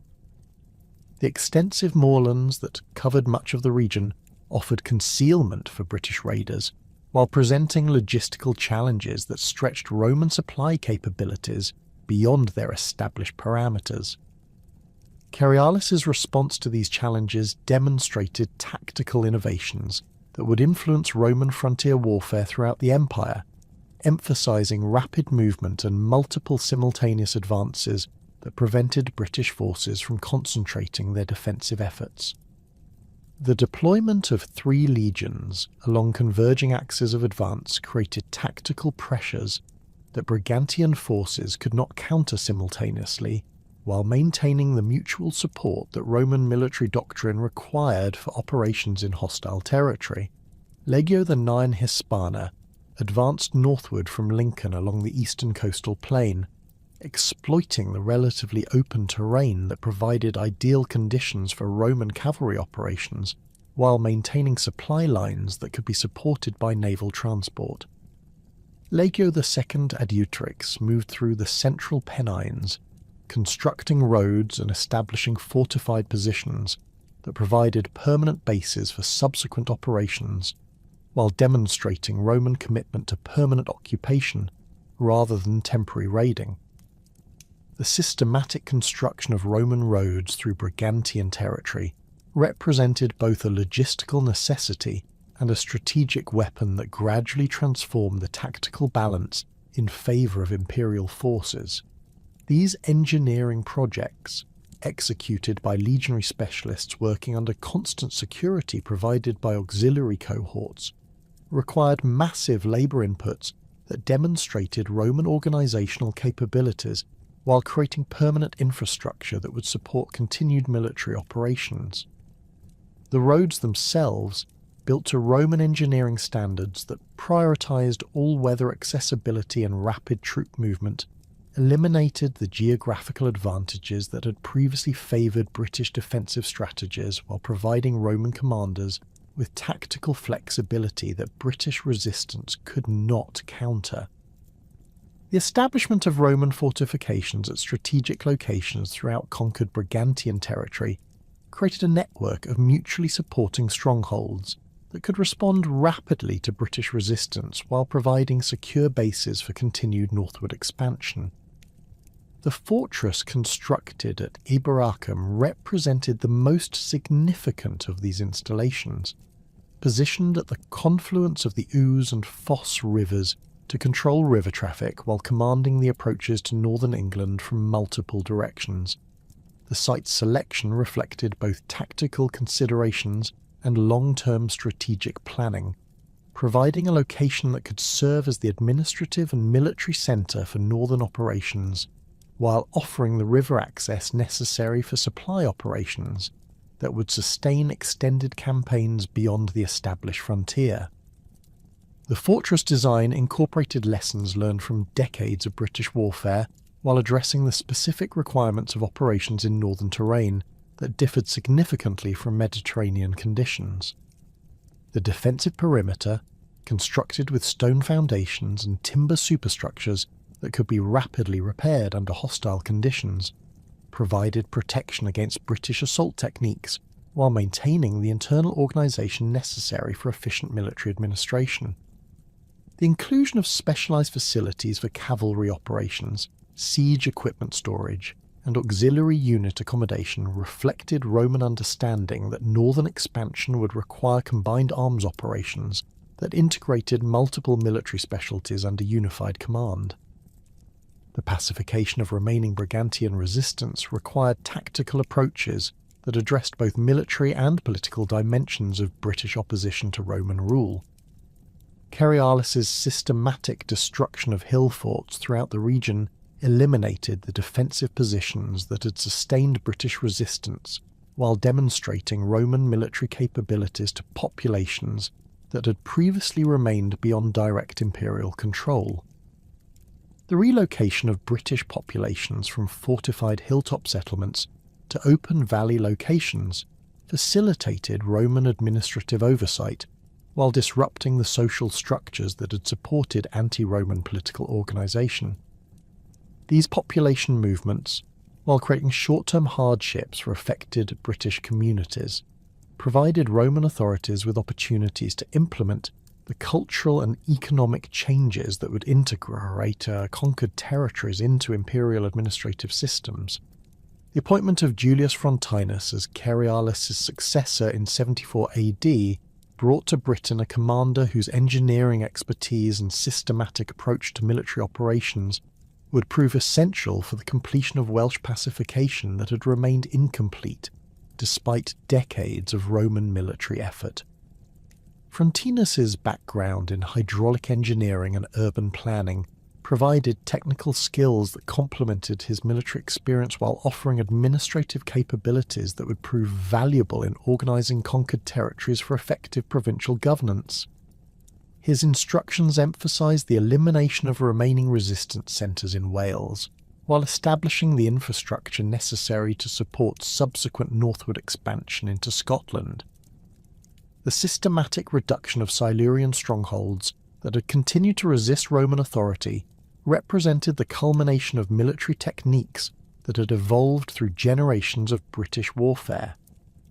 Frontinus's forces employed coordinated siege operations that integrated legionary assault capabilities with auxiliary specialties, while utilising engineering techniques that had been refined through Mediterranean siege warfare and adapted to British conditions. The construction of circumvallation works around British fortifications, combined with the systematic destruction of agricultural resources that sustained resistance movements, created tactical pressures that British defensive strategies could not counter indefinitely. The establishment of the legionary fortress at Isca provided Roman forces in Wales with a permanent base that could support continued operations while demonstrating imperial commitment to maintaining control over territories that had cost enormous resources to conquer. The fortress location, positioned on the River Usk to provide water access while commanding the approaches to southeastern Wales, reflected strategic planning that integrated immediate tactical requirements with long-term administrative needs. The construction employed Roman engineering techniques that had been adapted to Welsh conditions while incorporating defensive features that addressed the specific challenges of maintaining security in mountainous terrain that continued to shelter British resistance movements. The cultural impact of Roman military presence in Wales extended beyond simple territorial control towards systematic transformation of British social and economic structures that had sustained resistance for decades. The construction of Roman roads, bathhouses, and administrative buildings introduced Mediterranean urban concepts while providing employment opportunities that gradually integrated British populations into imperial economic systems. The establishment of markets and commercial centres created economic incentives for peaceful cooperation while demonstrating the material benefits that Roman civilization could provide to populations that abandoned resistance in favour of collaboration. The arrival of Gnaeus Julius Agricola as governor in 78 AD marked the beginning of the most systematic and ambitious expansion of Roman control in British history, bringing to the province a commander whose combination of military experience, administrative competence, and political acumen would transform imperial strategy from defensive consolidation to aggressive conquest.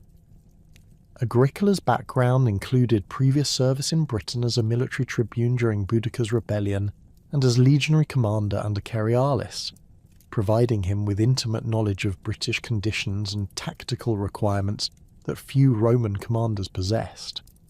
His appointment reflected Vespasian's confidence in his abilities while signalling imperial commitment to completing the conquest that had remained incomplete for nearly 4 decades. Agricola's initial assessment of British conditions revealed both the achievements and limitations of previous Roman governors, while identifying opportunities for systematic expansion that had been neglected due to political instabilities and resource constraints. The southern and central regions of Britain had achieved a level of Romanisation that provided secure bases for military operations while generating tax revenues that could support continued expansion. The client kingdoms that had survived the conquest period continued to provide buffer zones against unconquered territories while offering intelligence and logistical support that reduced the costs of frontier operations. Most significantly, the military infrastructure that previous governors had constructed provided the foundation for systematic northward advance that could extend Roman control beyond the limits that geographical and political constraints had previously imposed. The strategic plan that emerged from Agricola's analysis emphasized coordinated land and sea operations that would exploit Roman naval capabilities while maintaining the systematic approach that had proven successful in previous British campaigns. The construction of a fleet capable of operating in Scottish coastal waters provided tactical flexibility that purely land-based operations could not achieve, while offering logistical capabilities that could support extended campaigns beyond the reach of established supply lines. The integration of naval and land forces under unified command represented tactical innovation that addressed the specific geographical challenges of Scottish conquest, while maximising the advantages that Roman military organisation provided over British resistance movements.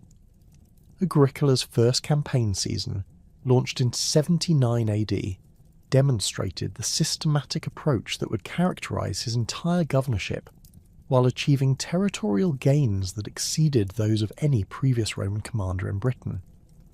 The advance into Caledonia proceeded along multiple axes that prevented British forces from concentrating their defensive efforts while maintaining mutual support between different Roman columns. The eastern advance, following coastal routes that could be supported by naval transport, achieved rapid territorial gains while establishing secure supply lines that could sustain continued operations. The central advance, moving through the river valleys that provided natural invasion routes, constructed permanent fortifications that could serve as bases for subsequent campaigns, while demonstrating Roman commitment to permanent occupation rather than temporary raiding. The British response to Roman invasion revealed both the military capabilities and political limitations that characterised Scottish tribal society at the end of the 1st century AD. The Caledonii, who emerged as the primary opponents of Roman expansion, possessed military traditions that had evolved through generations of intertribal warfare, while maintaining political structures that could coordinate resistance across extensive territories. Their tactical employment of guerrilla warfare, utilising intimate knowledge of local geography to harass Roman supply lines while avoiding decisive engagements, demonstrated strategic thinking that had learned from the failures of southern British resistance movements. The systematic destruction of Roman supply depots and the targeting of isolated Roman detachments revealed military planning that went beyond simple opportunism toward coordinated strategy designed to make Roman occupation economically unsustainable. The construction of Roman fortifications throughout conquered Scottish territory created a network of mutually supporting positions that could maintain control over extensive areas while providing secure bases for continued northward advance. The fortress established at Inchtutil, positioned to control the approaches to the Central Highlands, represented the northernmost permanent Roman installation in Britain while demonstrating the extent of Agricola's territorial ambitions. The site selection reflected both immediate tactical requirements and long-term strategic planning, providing a location that could serve as the administrative centre for Scottish operations while offering the river access necessary for supply operations that would sustain Roman presence in territories that lay hundreds of miles beyond established provincial boundaries. The systematic nature of Roman road construction in Scotland demonstrated engineering capabilities that impressed even hostile British observers, while creating infrastructure that would support continued military operations regardless of seasonal conditions. These roads, built to Roman standards that prioritised durability and all-weather accessibility, required massive labour inputs that were provided by both Roman military engineers and British populations that had been pressed into service following their conquest. The speed of construction, which created hundreds of miles of paved roads within a few campaign seasons, reflected organisational capabilities that British tribal society could not match, while demonstrating Roman commitment to permanent occupation that went beyond simple military raiding. The climactic confrontation between Roman and British forces occurred at Mons Graupius in 83 AD, where Agricola's systematic campaign strategy finally forced the Caledonii into the decisive engagement that Roman tactical doctrine was designed to win. The British army, assembled under the leadership of Calgacus, represented the largest concentration of Scottish warriors that had ever been achieved, drawing contingents from tribes throughout the Highlands in a final attempt to halt Roman expansion through military victory rather than continued guerrilla resistance. The battle site selected by British commanders to maximise their tactical advantages while minimising Roman superiority in siege warfare and engineering provided terrain that favoured the mobility and local knowledge that had sustained Scottish resistance throughout the campaign. Tacitus's account of the battle, based on information provided by his father-in-law Agricola, described tactical arrangements that demonstrated both Roman military professionalism and British adaptation to imperial warfare techniques. The Roman deployment, featuring auxiliary cohorts in the front line, supported by legionary reserves, reflected tactical innovations that had evolved through decades of British warfare, while maintaining the systematic approach that characterised imperial military doctrine. The British formation, employing massed infantry supported by chariot-borne nobles, represented traditional Scottish military organisation while incorporating tactical modifications that addressed Roman military capabilities. The preliminary exchanges, featuring British chariots attempting to disrupt Roman formations through mobility attacks, demonstrated the tactical problems that had plagued British resistance throughout the conquest period, while revealing the limitations of traditional Celtic warfare against systematic Roman military procedures. The victory at Mons Graupius had seemingly secured Roman dominion over the entirety of Britain, Yet within a decade, the strategic landscape had shifted so dramatically that the Emperor Hadrian himself would journey to this distant province to personally oversee the construction of the most ambitious frontier fortification in Roman history. The withdrawal from Scotland, initiated under Domitian's cost-cutting measures and accelerated by Trajan's eastern campaigns, had created a power vacuum that Scottish tribes were quick to exploit. The Caledoni, far from being permanently subdued by their battlefield defeat, had regrouped in the highland fastnesses that Roman logistics could never effectively penetrate, while the systematic abandonment of Agricola's northern fortifications provided them with ready-made strongholds and vast quantities of abandoned military equipment. The strategic situation that confronted Roman commanders in northern Britain during the early 2nd century represented a fundamental challenge to imperial military doctrine. The traditional Roman approach to frontier management, which relied on client kingdoms buffering the provinces from barbarian territories, had proven unworkable in Scotland, where tribal political structures remained too fragmented and hostile to sustain reliable diplomatic relationships. The alternative strategy of direct military occupation, successfully implemented throughout most of the empire, had proven economically unsustainable in territories where the costs of maintaining permanent garrisons exceeded any conceivable returns from taxation or resource extraction. The result was a dangerous frontier zone where neither Roman authority nor British independence could establish stable control, creating conditions that threatened the security of the entire northern region.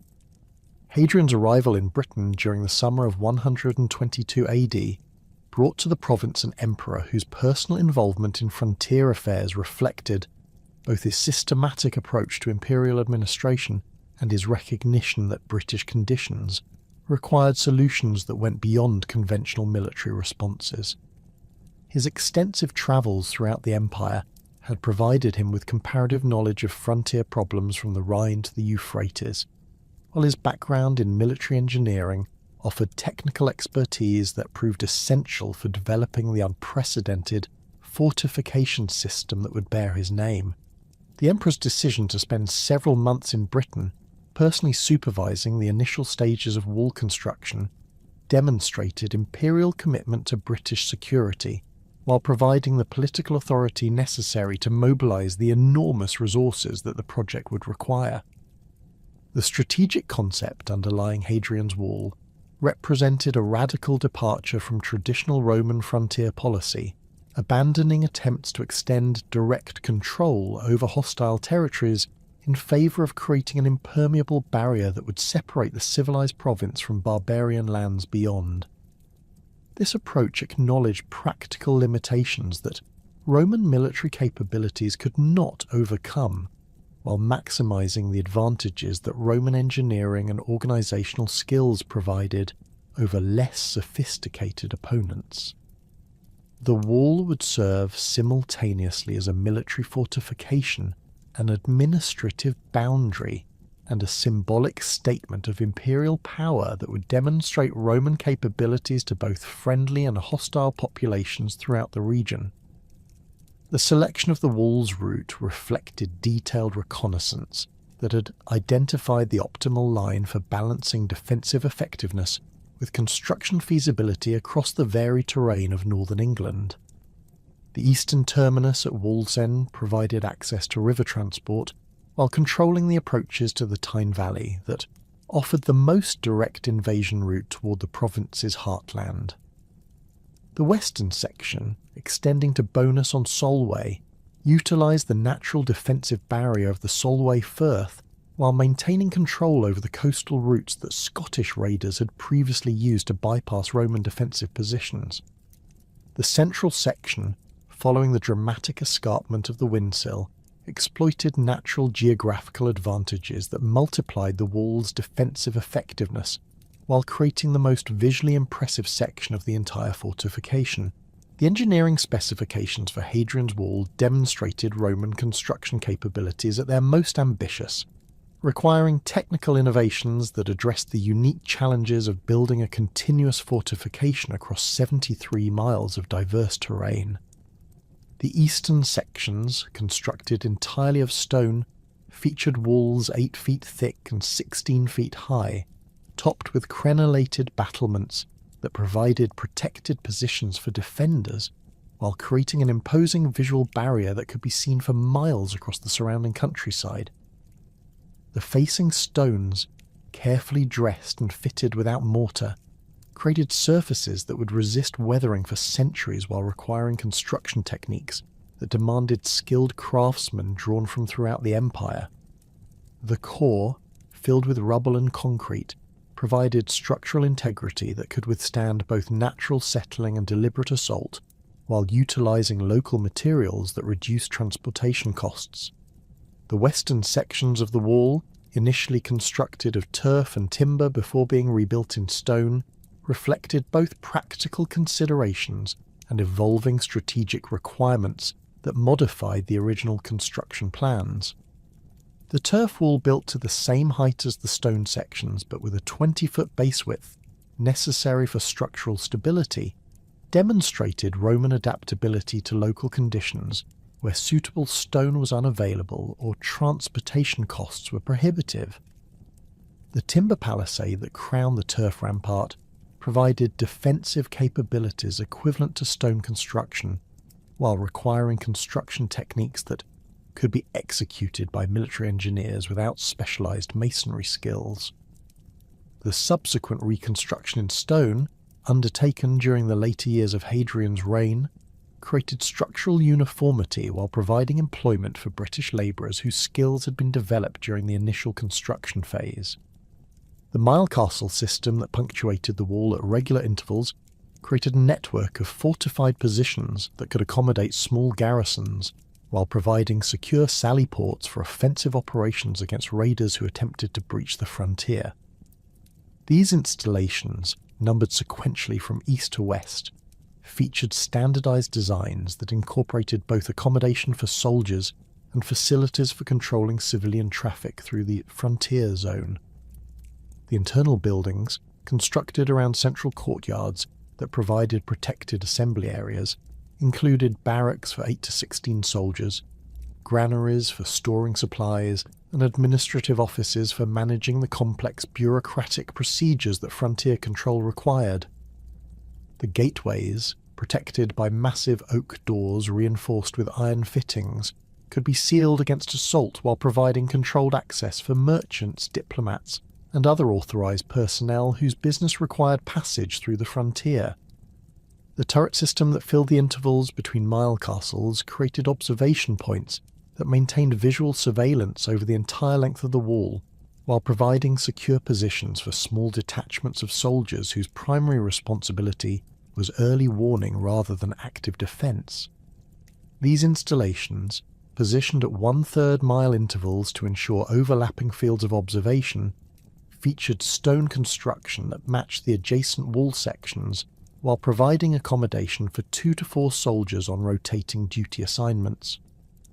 The internal arrangements, necessarily compact due to space limitations, included sleeping quarters, equipment storage, and beacon positions for signalling systems that could transmit messages along the entire length of the wall within hours of initial observation.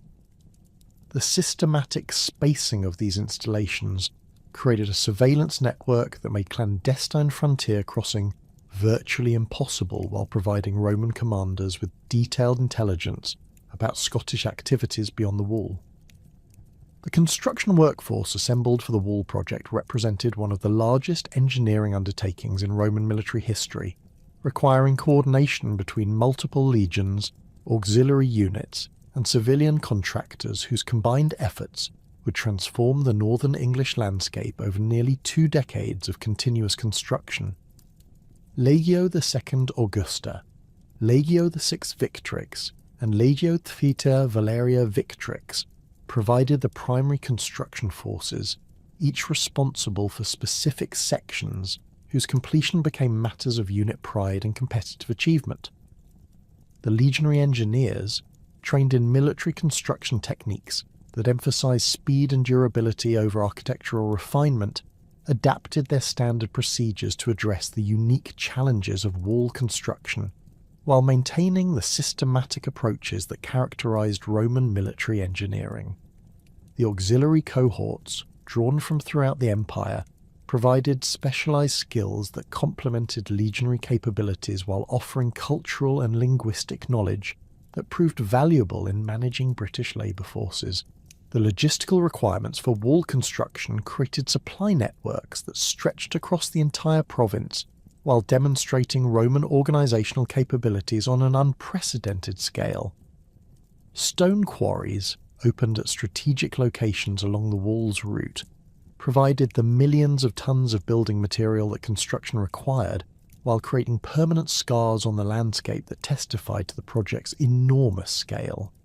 The transportation of this material, accomplished through combinations of river transport, ox-drawn wagons and human porterage, required road construction and improvement projects that enhanced provincial infrastructure while providing employment for British populations whose traditional economic activities had been disrupted by Roman occupation. The lime kilns that produced mortar for stone construction, the timber operations that provided scaffolding and construction equipment, and the metalworking facilities that manufactured tools and hardware all created economic activity that integrated wall construction into the broader provincial economy. The garrison arrangements for the completed wall reflected strategic thinking that balanced defensive effectiveness with administrative efficiency while addressing the complex requirements of frontier control that went beyond simple military security.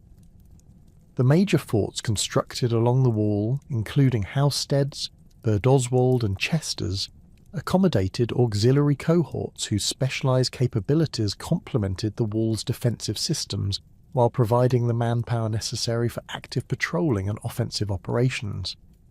These installations, built to standardised designs that incorporated lessons learned from decades of frontier warfare, featured defensive perimeters that could withstand sustained assault while maintaining the internal organisation necessary for efficient military administration. The headquarters buildings, constructed around central courtyards that served as parade grounds and assembly areas, housed the administrative apparatus that managed the complex bureaucratic procedures required for frontier control. The civilian settlements that developed outside the major forts created economic and social communities that supported military operations, while providing services that soldiers required but military organisation could not efficiently provide.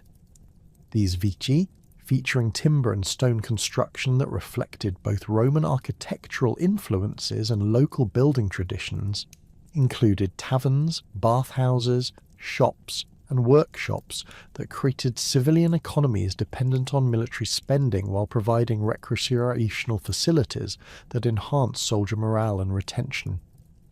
The presence of women and children in these communities, including soldiers' wives and families whose legal status remained ambiguous under Roman military law, created social complexities that required administrative flexibility, while demonstrating the extent to which frontier service had evolved beyond the temporary campaigning that had characterized earlier Roman military operations. The economic impact of the wall's construction and maintenance created fundamental changes in northern British society that extended far beyond the immediate construction zones, while integrating previously independent tribal populations into imperial economic systems. The demand for labour during construction phases provided employment opportunities that drew workers from throughout northern England, while introducing Roman construction techniques and organisational methods that influenced local building traditions for generations. The ongoing maintenance requirements, including stone replacement, timber renewal, and facility upgrades, created permanent employment that supported British communities while ensuring that Roman defensive capabilities remained effective, despite the natural deterioration that affected all frontier installations. The wall's impact on local British populations reflected both the opportunities and restrictions that Roman frontier control created for communities that found themselves living in the shadow of imperial power. The agricultural communities south of the wall benefited from security that allowed normal farming activities, while providing markets for surplus production that military garrisons required. The restriction of movement across the frontier, however, disrupted traditional trade relationships and seasonal migration patterns that had sustained British economic activities for generations. The result was a gradual reorientation of local economies toward Roman markets and Roman administrative requirements that created dependencies on imperial systems, while offering material benefits that made accommodation preferable to resistance. The strategic effectiveness of Hadrian's Wall as a frontier barrier exceeded Roman expectations, while creating tactical advantages that transformed the military balance throughout northern Britain. The physical obstacle that the wall presented to Scottish raiders eliminated the surprise attacks that had previously made frontier defence so difficult, while channeling any attempted invasions into predictable crossing points where Roman forces could concentrate their defensive efforts. The intelligence advantages that continuous surveillance provided allowed Roman commanders to anticipate Scottish movements, while coordinating responses that could intercept raiders before they could inflict significant damage on provincial territories. The psychological impact of the wall's imposing presence demonstrated Roman power, while discouraging casual raiding that had previously been a constant source of frontier instability. The decision to construct the Antonine Wall during the 140 SAD represented both an ambitious attempt to extend Roman control northward and a fundamental misunderstanding of the strategic factors that had made Hadrian's Wall successful. Antoninus Pius's desire to achieve military glory through territorial expansion, combined with optimistic assessments of Scottish tribal weakness following decades of Roman pressure, led to the construction of a second frontier barrier 39 miles long between the Forth and Clyde estuaries. This new fortification, built primarily of turf and timber rather than stone, reflected both the temporary nature of its intended occupation and the reduced resources available for frontier construction during a period when imperial attention was focused on other regions. The Antonine Wall's construction demonstrated Roman engineering capabilities while revealing the limitations of extending frontier control beyond sustainable limits. The shorter length of the new barrier, made possible by Scotland's narrower width at the Forth Clyde line, reduced construction requirements while creating a more compact defensive perimeter that could theoretically be held with fewer troops. The incorporation of larger forts at closer intervals reflected lessons learned from Hadrian's Wall, while addressing the specific challenges of controlling territories where Scottish tribal resistance remained active and organised. The road network constructed to support the new frontier provided rapid communication and reinforcement capabilities, while demonstrating Roman commitment to permanent occupation of the advanced position. The abandonment of the Antonine Wall after less than 20 years of occupation illustrated the practical limitations that constrained Roman frontier policy, while demonstrating the superior strategic value of Hadrian's more southern barrier.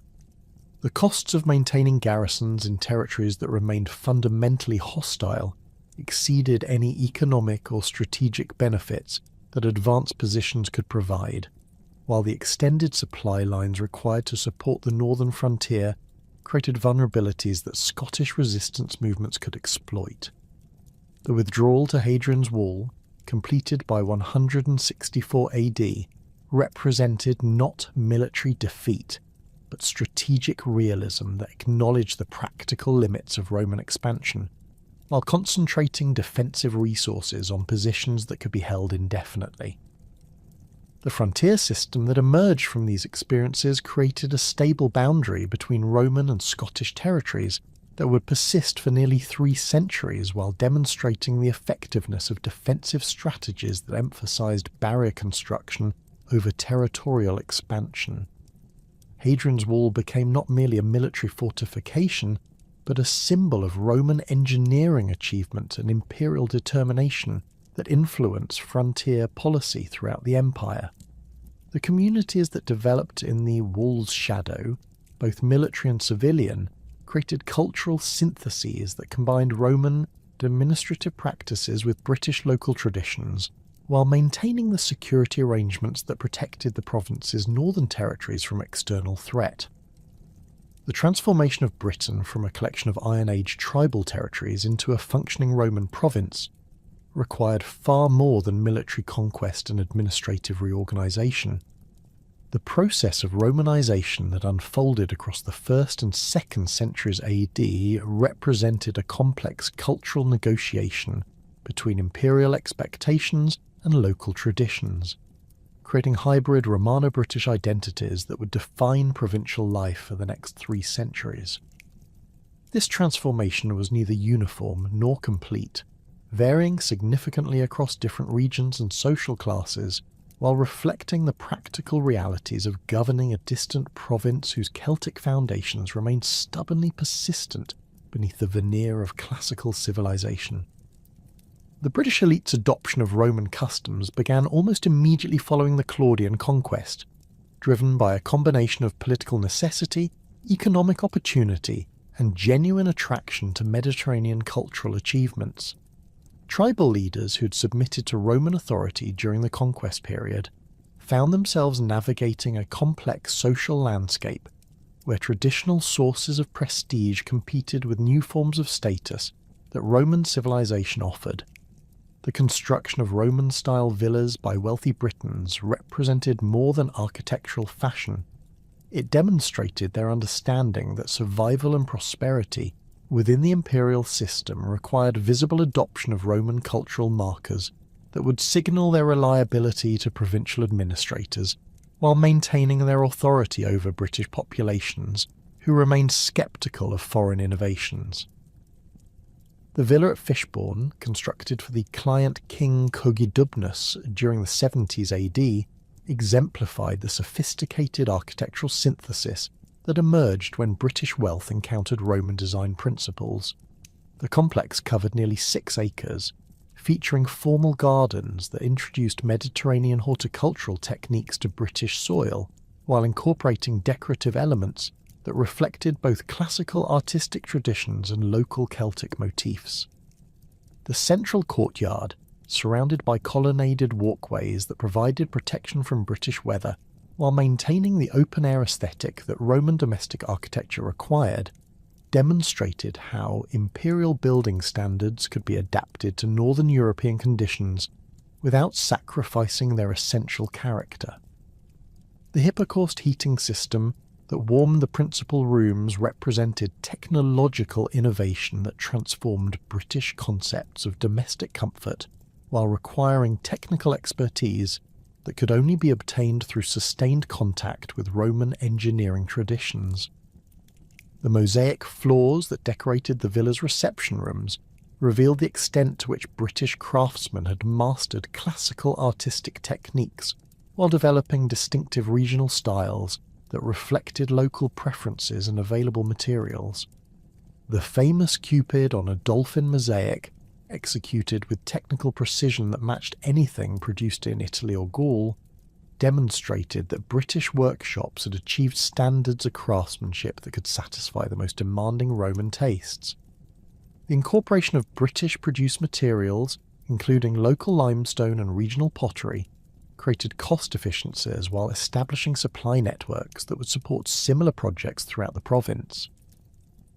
The overall effect was a domestic environment that proclaimed its owners Roman sophistication while remaining fundamentally adapted to British conditions and requirements. The educational transformation of British elites represented perhaps the most significant aspect of Romanisation, as tribal leaders recognised that their children's future success within the imperial system depended on mastering Latin language and literature, Roman law, and classical rhetorical techniques that governed political discourse throughout the empire. The establishment of schools in major British settlements provided formal instruction that supplemented the private tutoring arrangements that wealthy families had begun employing during the conquest period. These educational institutions, staffed by teachers drawn from throughout the Roman world, introduced British students to the intellectual traditions that defined classical civilization. while providing them with the cultural knowledge necessary for careers in imperial administration or military service. The curriculum that emerged in British schools reflected both Roman educational standards and local adaptations that addressed the specific needs of provincial students who would spend their careers mediating between imperial requirements and British local conditions. The study of Latin literature, while emphasising the classical authors that formed the foundation of Roman education, included practical training in administrative Latin that prepared students for careers in provincial government. The rhetorical training that formed the capstone of Roman education was adapted to address the specific challenges of governing populations whose cultural traditions differed significantly from Mediterranean norms. The result was an educational system that produced British leaders who could function effectively within Roman institutional structures while maintaining the cultural knowledge necessary to govern British populations who remained attached to traditional ways of life. The development of Romano-British identity among the provincial elite created social dynamics that influenced political relationships throughout the province while establishing cultural patterns that would persist long after the end of Roman rule.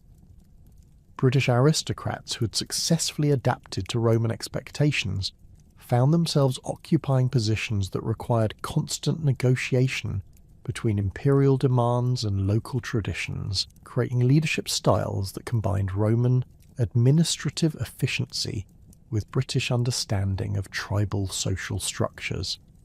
Their children, educated in Roman schools and trained in classical cultural traditions, represented a generation that was genuinely bicultural, equally comfortable with Latin literature and Celtic oral traditions, Roman legal procedures and British customary law.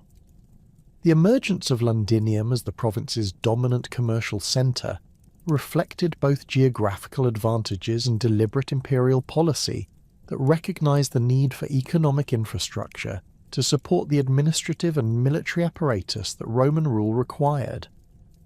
The settlement's location at the lowest practical crossing point of the Thames provided access to both river transport and overland routes that connected the southeastern coastal ports with the interior regions where military operations and resource extraction were concentrated.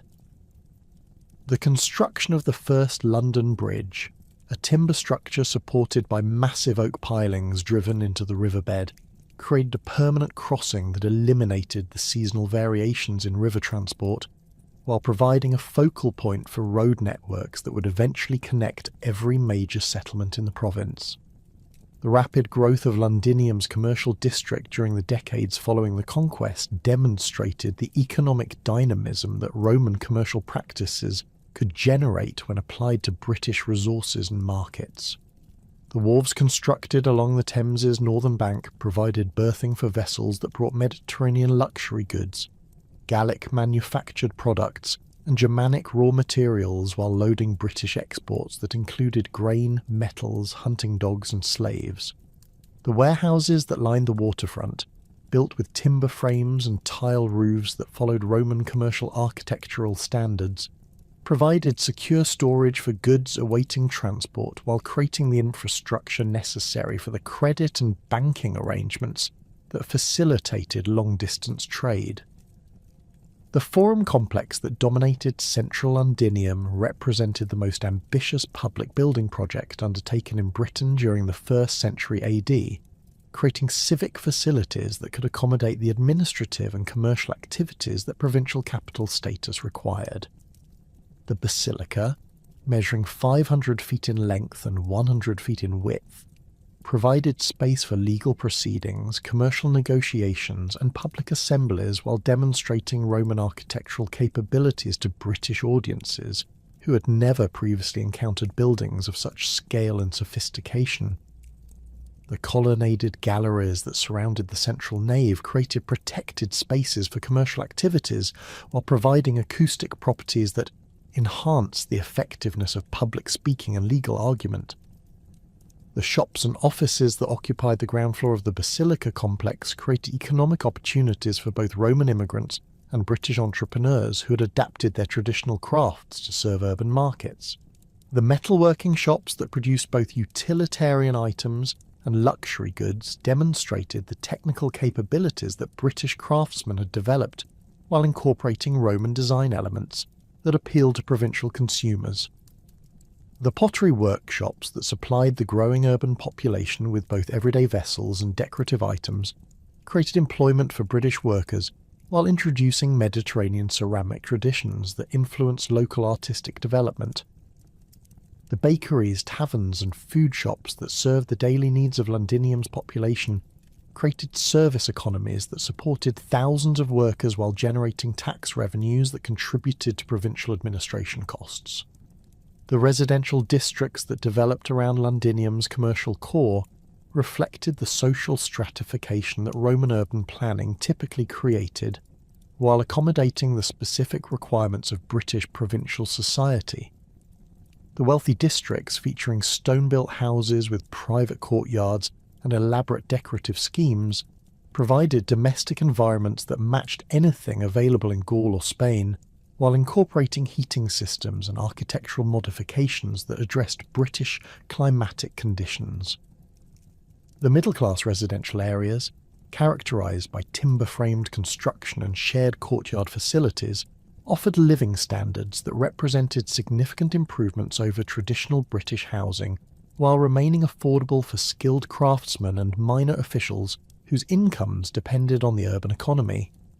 The development of Eboracum as the military and administrative centre for northern Britain created urban facilities that combined fortress requirements with civilian commercial needs, while establishing architectural precedents that influenced settlement development throughout the frontier regions.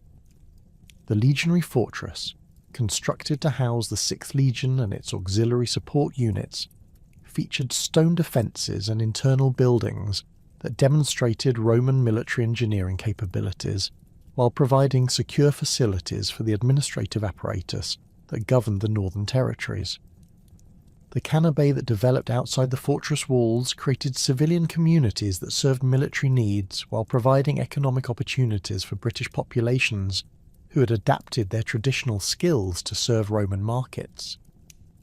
The amphitheatre constructed at Eboracum represented the northernmost example of this distinctively Roman building type in the empire, demonstrating imperial commitment to providing classical entertainment facilities even in frontier regions, where security concerns might have justified more utilitarian approaches to urban development.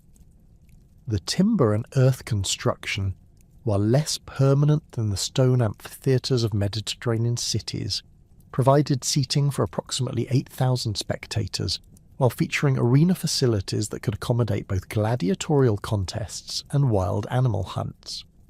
The construction techniques, adapted to local materials and climatic conditions, created structural solutions that influenced civilian building projects throughout northern Britain while demonstrating Roman engineering adaptability.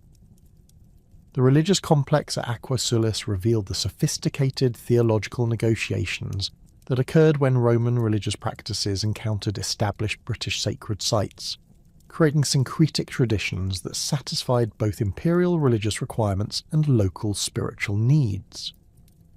The natural hot springs that had attracted British religious activity for centuries provided the foundation for Roman bathhouse construction that transformed a Celtic sacred site into a classical healing centre, while maintaining the spiritual associations that made the location significant to British populations.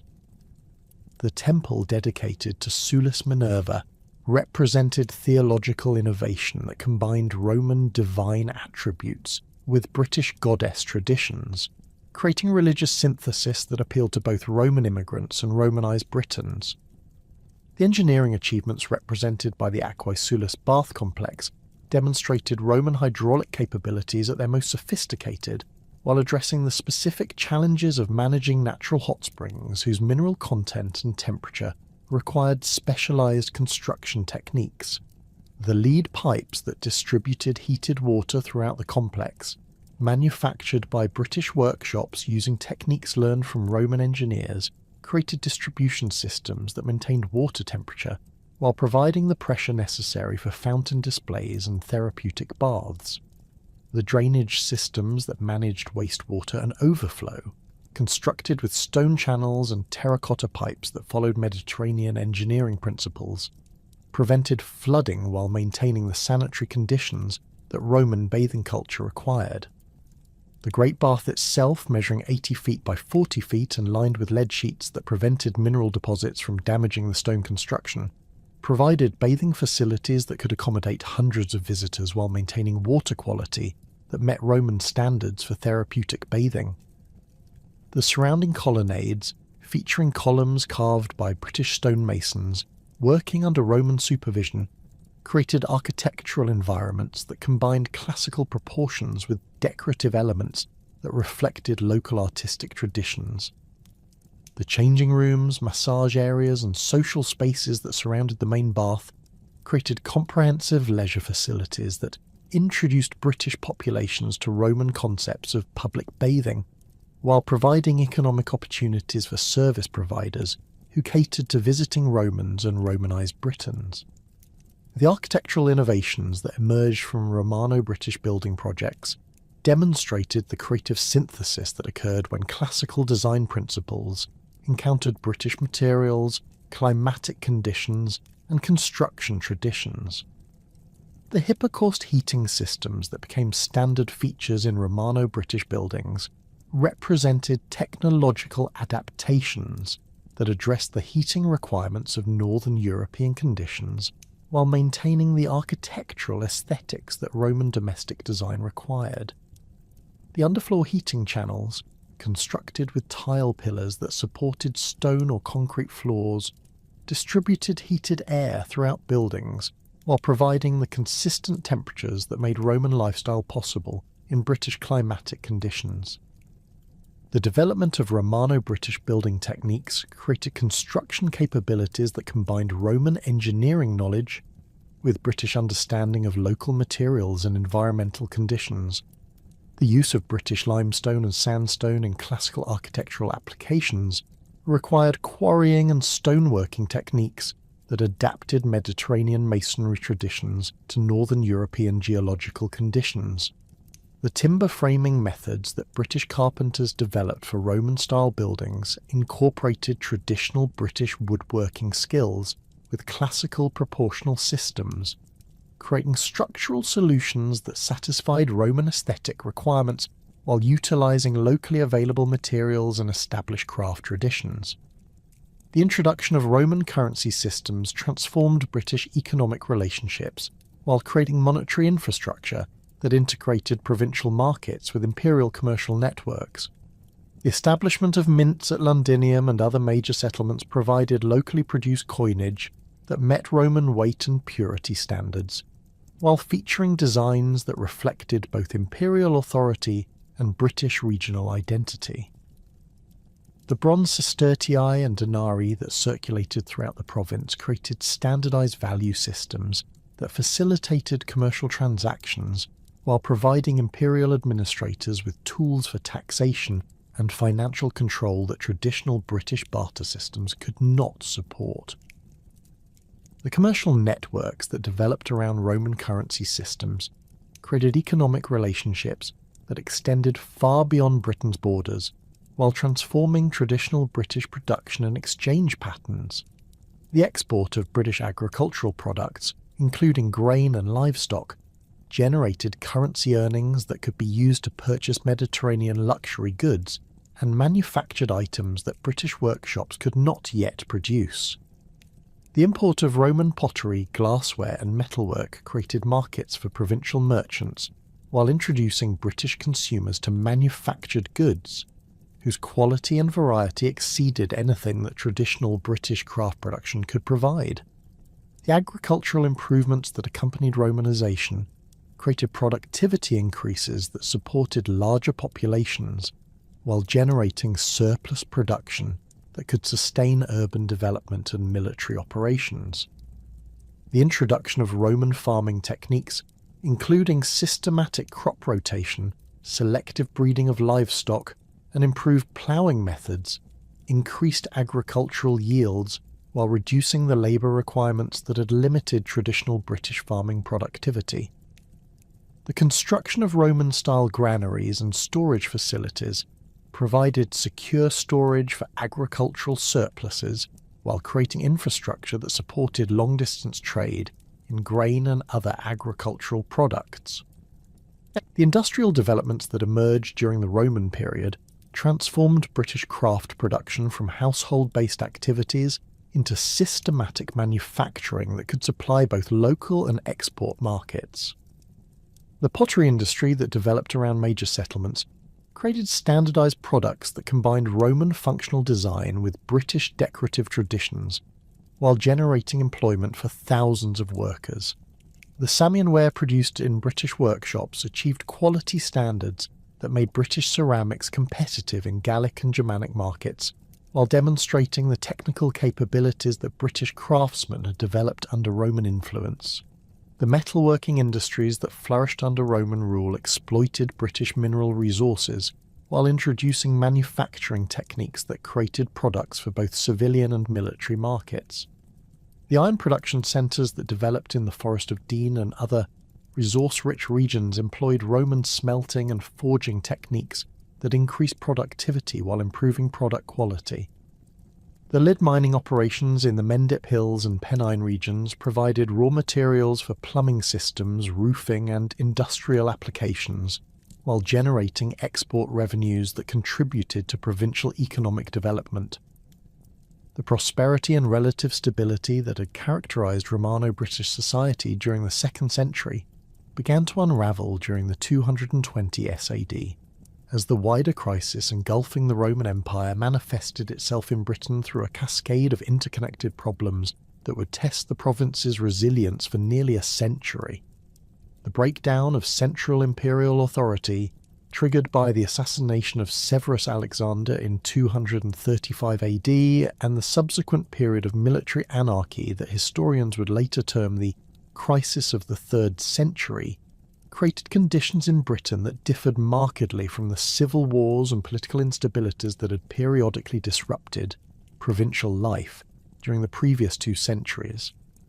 The sheer scale and duration of the crisis, combined with its coincidence with increasing barbarian pressure from beyond the frontiers, created challenges that existing Roman administrative and military structures proved inadequate to address. The economic disruption that accompanied political instability manifested itself in Britain through currency debasement, inflation, and the breakdown of long-distance trade networks that had sustained provincial prosperity for generations. The silver content of Roman denarii, which had maintained relatively stable standards throughout the 2nd century, declined precipitously as successive emperors attempted to finance military campaigns and maintain soldier loyalty through expanded monetary emissions, backed by increasingly worthless metal reserves. British merchants who had grown accustomed to conducting business with reliable currency found themselves navigating commercial relationships where the value of money fluctuated unpredictably, while traditional credit arrangements became impossible to maintain across the political uncertainties that characterized imperial succession disputes. The breakdown of Mediterranean trade routes, disrupted by piracy, warfare, and the collapse of commercial credit systems, forced British producers to seek alternative markets while adapting their production to serve primarily local and regional demand. The Samian pottery workshops that had achieved export success during the 2nd century found their Mediterranean markets closed, while Germanic and Gallic customers became unreachable due to frontier warfare and political instability. British metalworking industries, deprived of imported raw materials and specialised components that continental suppliers had previously provided, were compelled to develop local substitutes while modifying their products to utilise exclusively British resources. The result was a gradual economic reorientation that emphasised regional self-sufficiency over imperial integration, creating production patterns that would persist long after political stability returned to the empire. The military pressures that accompanied economic disruption created security challenges that stretched British defensive capabilities beyond their established limits while revealing vulnerabilities that previous periods of stability had concealed. The withdrawal of military units for continental campaigns, a recurring feature of imperial crisis management that had previously created only temporary security gaps, became a persistent drain on British garrison strength as successive emperors stripped the province of experienced troops to support their bids for imperial power. Legio VI Victrix, the primary military formation responsible for northern frontier security, found its strength reduced by detachments sent to support Severus's eastern campaigns, Caracalla's Germanic operations, and the various civil war armies that competed for imperial control throughout the middle decades of the 3rd century. The Pictish confederations that had emerged in Scotland during the later 2nd century recognised these military weaknesses as opportunities for systematic raiding that could achieve territorial and economic gains impossible during periods of strong Roman frontier control. The tribal groups that coalesced around the Pictish identity represented political innovations that transcended traditional Scottish clan structures, while creating military capabilities that exceeded anything previous Scottish resistance movements had achieved. Their adoption of Roman military techniques, learned through contact with auxiliary units recruited from Scottish territories and refined through observation of Roman frontier operations, created tactical capabilities that could challenge Roman defensive arrangements while maintaining the mobility advantages that mountainous Scottish terrain provided. The first major Pictish incursions across Hadrian's Wall, occurring during the 230 SAD, demonstrated coordination and strategic planning that exceeded Roman expectations, while revealing the extent to which reduced garrison strength had compromised frontier security. These attacks targeted not only military installations, but also the civilian settlements and agricultural communities that had developed in the wall's shadow, creating economic disruption that extended far beyond immediate military damage.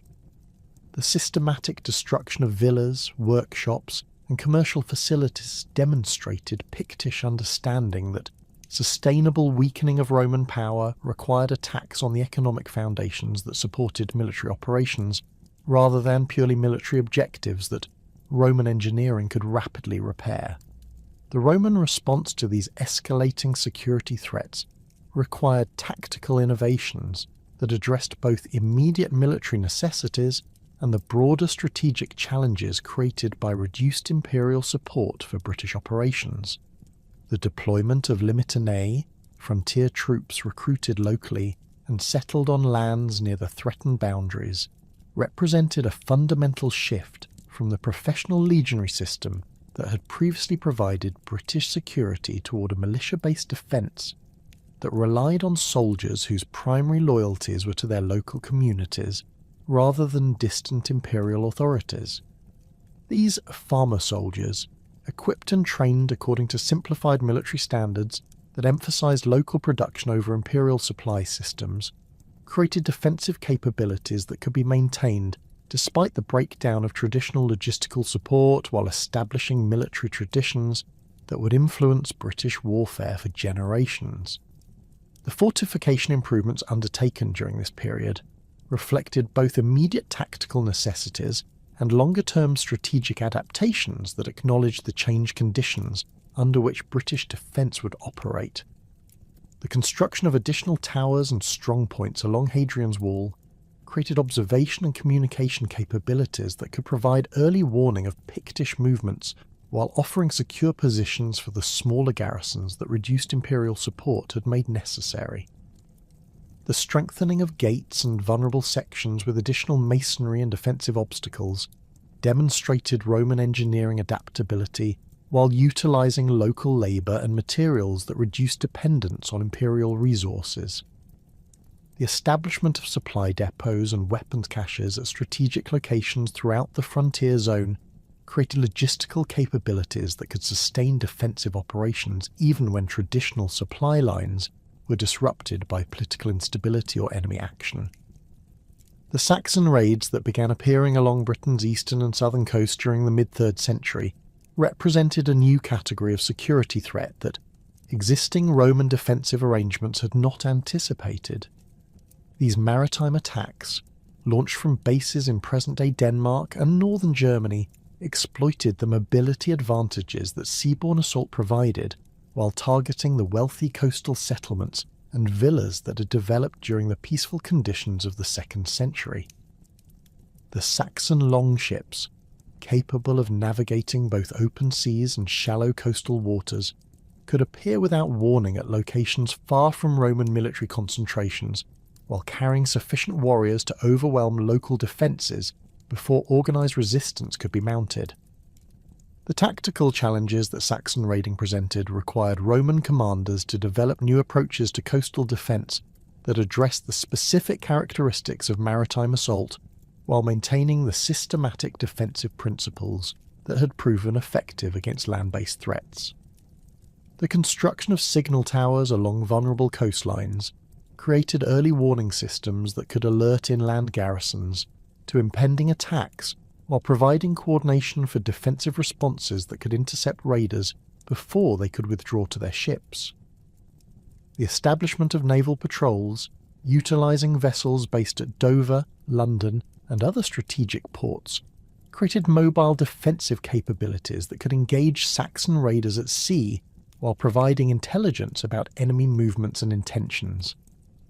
The economic impact of Saxon raiding extended far beyond the immediate damage inflicted during individual attacks, creating psychological and commercial disruption that affected British society throughout the affected regions. The abandonment of isolated villas and coastal settlements, whose owners relocated inland to avoid repeated attacks, created demographic shifts that concentrated population in fortified towns while leaving productive agricultural land underutilised or completely abandoned. The disruption of coastal trade, as merchants avoided routes that exposed them to Saxon attack, forced commercial reorientation toward overland transport that was more expensive and less efficient than the maritime commerce that had previously sustained British economic development.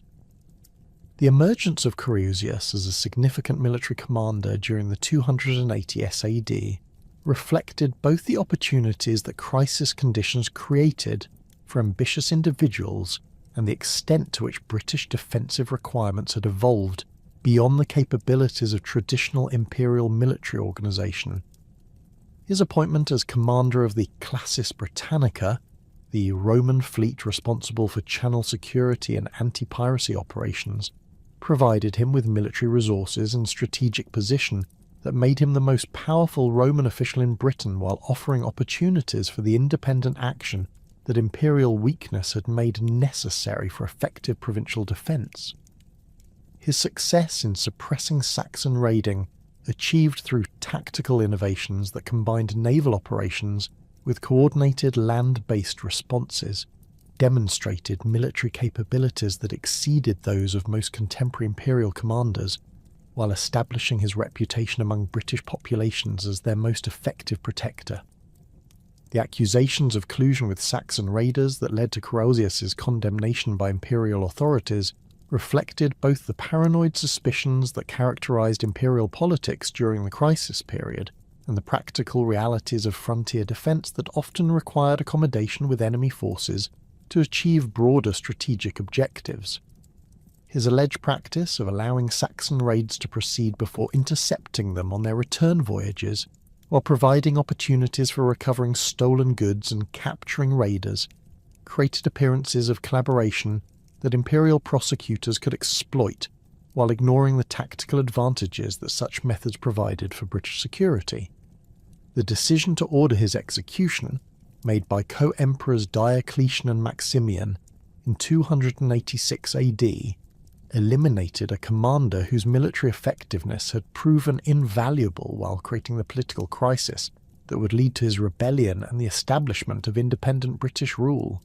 Creusius's declaration of independence, proclaimed following his receipt of the imperial execution order, represented both a personal survival strategy and a broader assertion of British interests that had been neglected by imperial authorities preoccupied with continental crises. His assumption of imperial titles and the establishment of a separate British government demonstrated political ambitions that extended beyond simple military rebellion toward the creation of a legitimate alternative to the failing central imperial system.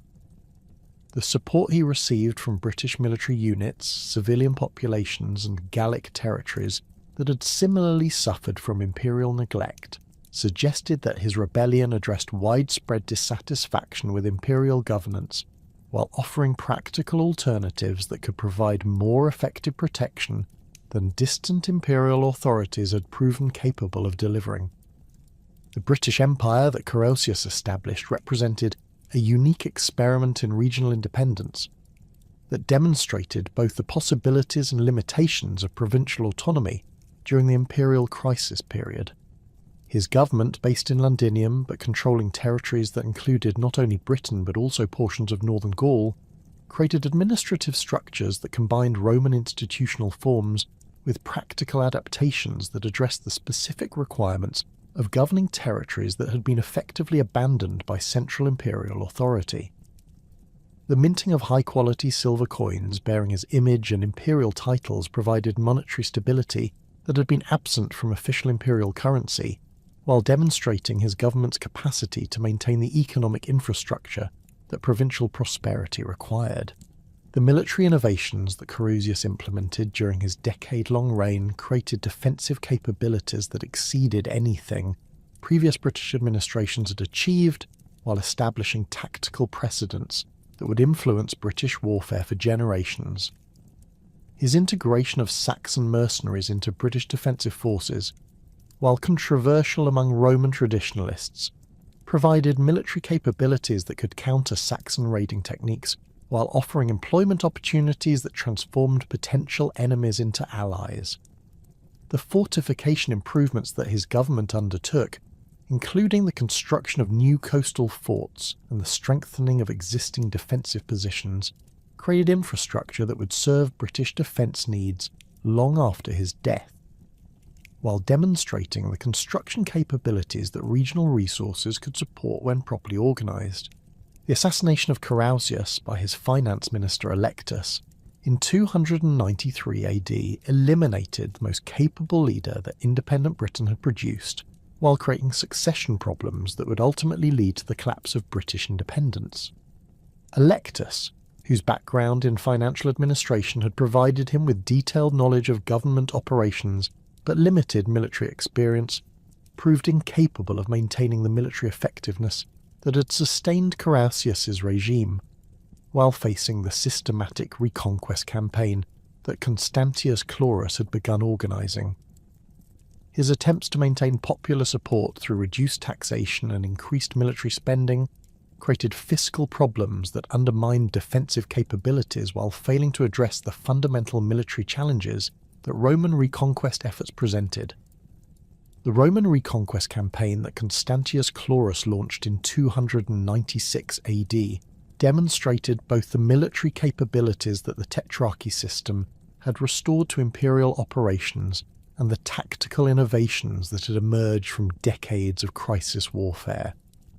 The two-pronged assault that he organised, featuring simultaneous landings on Britain's southern and eastern coasts, prevented British forces from concentrating their defensive efforts while exploiting the superior logistical capabilities that continental resources provided. The diversionary attacks that preceded the main assault created tactical confusion that allowed Roman forces to establish secure beachheads before British resistance could be effectively organised, while the coordination between different invasion forces demonstrated the strategic planning capabilities that had been largely absent from imperial operations during the height of the 3rd century crisis. The battle near London that ended Electus's reign and restored Roman rule to Britain revealed both the military weaknesses that had developed during the period of independence and the tactical advantages that Roman military organisation continued to provide over less systematically organised opponents. The British forces, despite their familiarity with local terrain and their motivation to defend their independence, proved unable to counter the disciplined assault techniques that Roman training and equipment provided, while lacking the tactical coordination that professional military leadership could have supplied. The death of Electus during the fighting eliminated the last significant resistance to Roman reconquest, while providing Constantius with the symbolic victory that his political position required. The administrative reforms that Diocletian implemented following the reconquest of Britain represented both punishment for the province's rebellion and practical recognition that the conditions that had enabled independence required systematic address to prevent future separatist movements. The division of Britain into 4 separate provinces, Britannia Prima, Britannia Secunda, Flavia Caesariensis, and Maxima Caesariensis, created administrative units that were too small to support independent rebellion, while providing more responsive governance that could address local conditions more effectively than the previous unified provincial system had managed. The appointment of separate governors for each province, responsible directly to imperial authorities rather than to regional commanders who might develop independent ambitions, created administrative oversight that reduced opportunities for the kind of military autonomy that had enabled Carausius's rebellion. The military reorganization that accompanied administrative reform reflected both immediate security requirements and longer-term strategic planning that addressed the changed conditions under which British defence would operate during the 4th century. The construction of the Saxon shore fort system, extending from the Wash to the Solent, created coordinated coastal defences that could respond systematically to maritime threats, while providing secure bases for the naval operations that channel security required. These fortifications, built according to standardized designs that incorporated lessons learned from decades of Saxon raiding, featured thick walls, projecting bastions, and internal arrangements that could accommodate both military garrisons and civilian populations during periods of intensive attack. The architectural innovations represented by the Saxon shore forts demonstrated Roman military engineering at its most sophisticated, while addressing the specific tactical challenges that maritime defence presented. The walls, constructed with alternating courses of stone and tile that provided both structural strength and visual distinction, reached heights of 30 feet while maintaining thicknesses that could resist both direct assault and siege artillery. The projecting towers that punctuated these defensive perimeters provided platforms for artillery deployment while creating interlocking fields of fire that could engage attacking forces from multiple angles. The water gates that provided access to harbours and rivers within the defensive perimeters allowed secure berthing for Roman vessels while preventing enemy ships from utilising these facilities during successful attacks. The garrison arrangements for the Saxon shore forts reflected the military realities that 3rd century warfare had created, while acknowledging the reduced resources that imperial recovery had made available for British defence. The Limitanei units that manned these installations combined military training with civilian occupations that made them largely self-supporting, while maintaining the defensive capabilities that coastal security required. These soldier farmers, settled on lands adjacent to their military duties, created communities that had vested interests in local defence, while reducing the costs that traditional professional military units imposed on imperial resources. The integration of British recruits with continental personnel created military units that possessed both local knowledge and imperial training, while establishing social relationships that would influence British military culture for generations.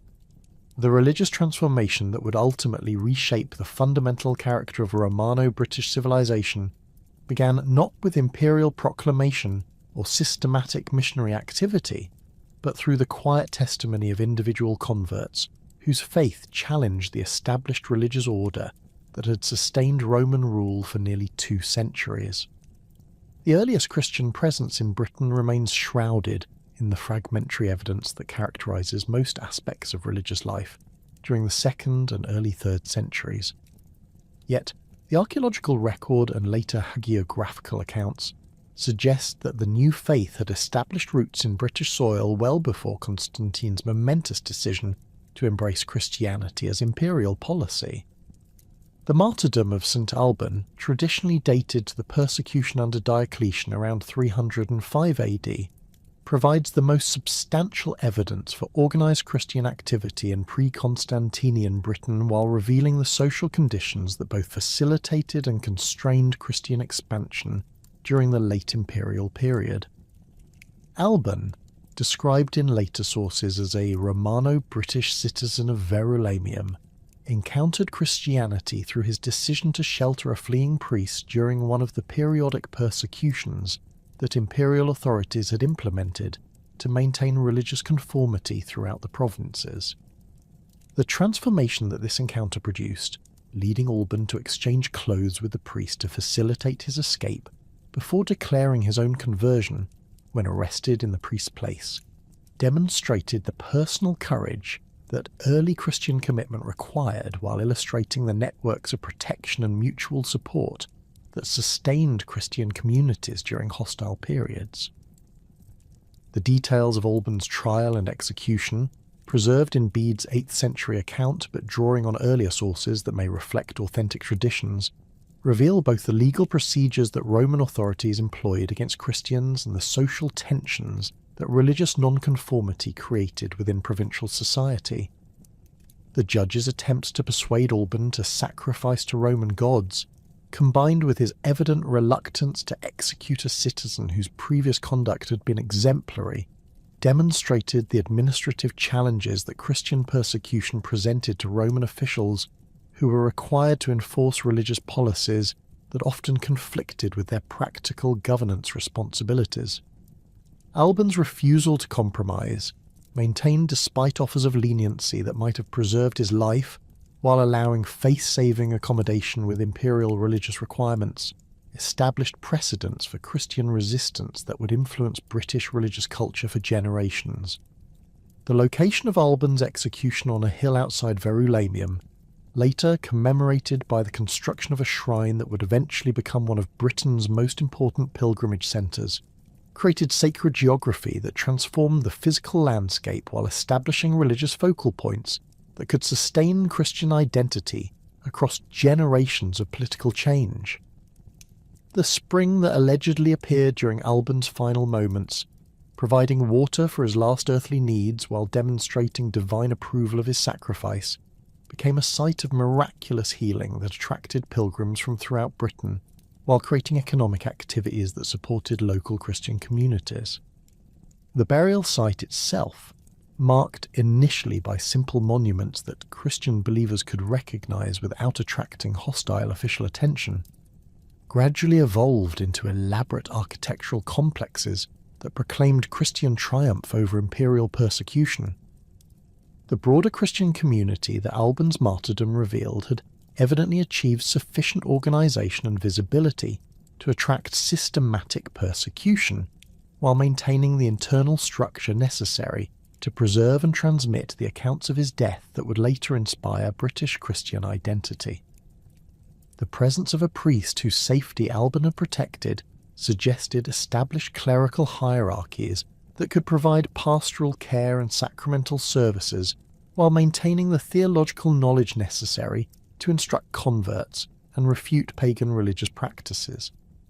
The Christian population that witnessed Alban's execution, described in later accounts as including both open believers and secret sympathizers whose conversion his courage inspired, indicated social networks that extended beyond immediate family relationships, while encompassing individuals from various social classes and occupational backgrounds. The geographical distribution of early Christian evidence throughout Britain suggests patterns of expansion that reflected both Roman administrative networks and indigenous British social structures, creating religious communities that combined imperial organisational methods with local cultural adaptations. Archaeological discoveries at sites including Lullingston, Hinton, St Mary, and Water Newton have revealed Christian symbols, religious art, and liturgical objects that demonstrate the material culture of British Christianity during the 3rd and early 4th centuries, while providing evidence for the social contexts within which Christian communities developed. The villa at Lullingston, featuring wall paintings that combined Christian imagery with classical mythological themes, illustrated the complex cultural negotiations that Christian conversion required among wealthy Romano-British families whose social status depended on maintaining relationships with both Christian and pagan neighbours. The Chi-Rho symbols that appeared on mosaics, wall paintings, and portable objects throughout late Roman Britain represented more than simple religious identification. They demonstrated the confidence that Christian communities had developed in proclaiming their faith through visual culture that could be recognised by fellow believers, while remaining sufficiently ambiguous to avoid attracting persecution from hostile authorities.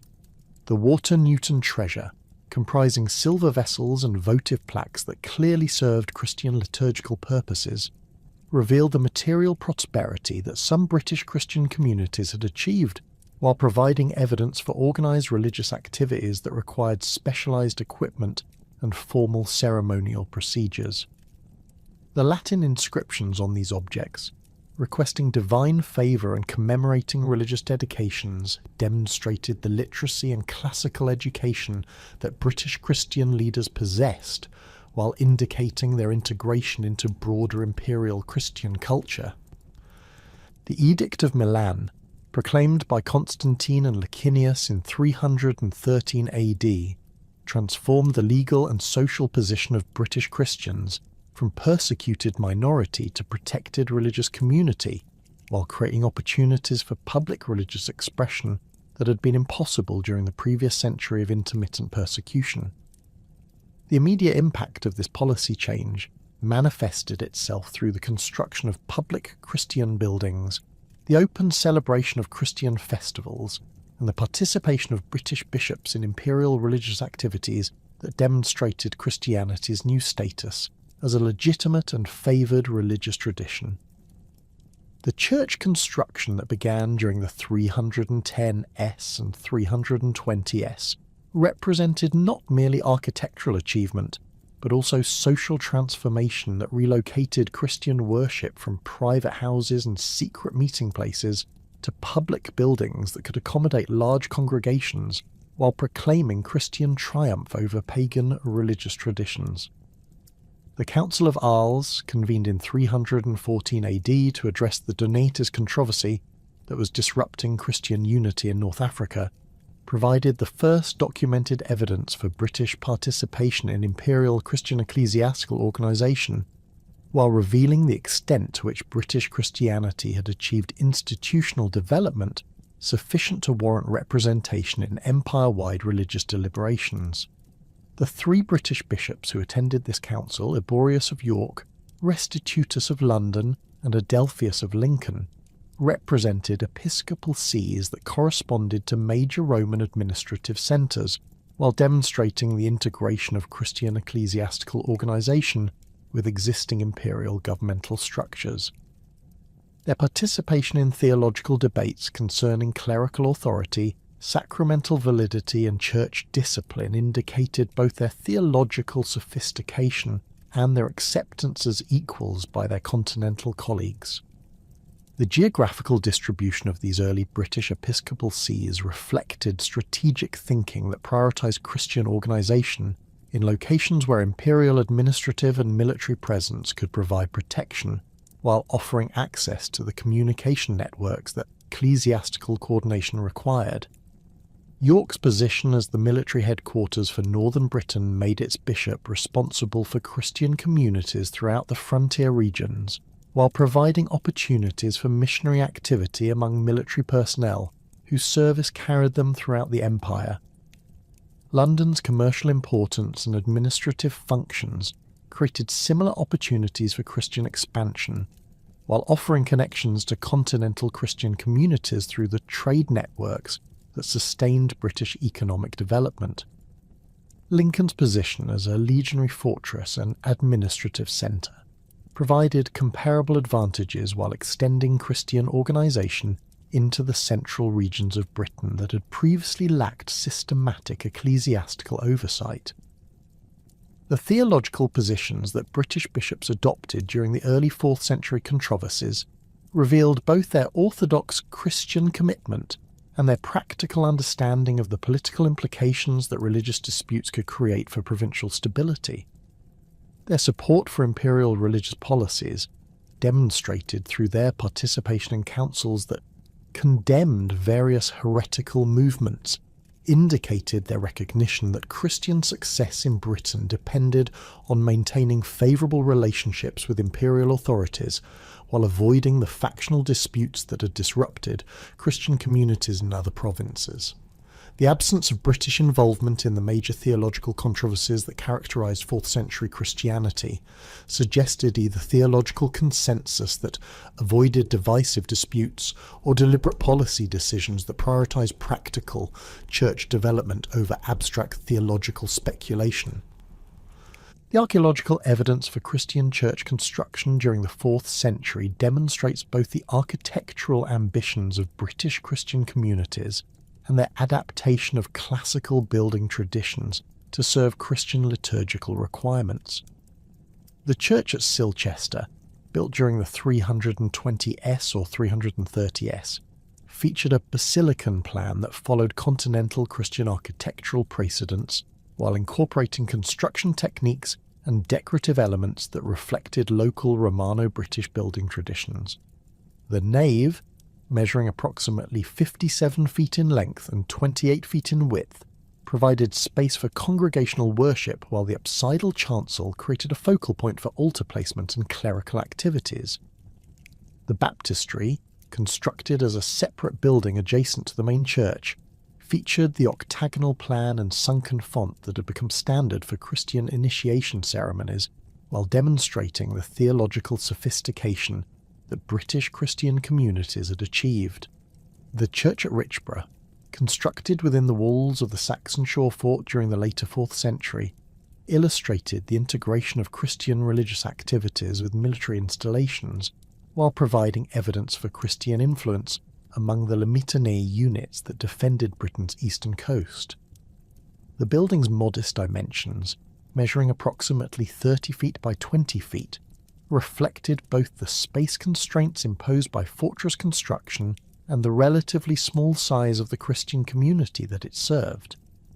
The simple rectangular plan, lacking the architectural elaboration that characterized urban churches, demonstrated practical adaptations that made Christian worship possible within military contexts, while maintaining the essential liturgical arrangements that Christian ceremonial required. The transformation of pagan religious sites into Christian places of worship represented one of the most significant aspects of Britain's religious conversion, while revealing the complex negotiations between Christian theology and established British sacred traditions.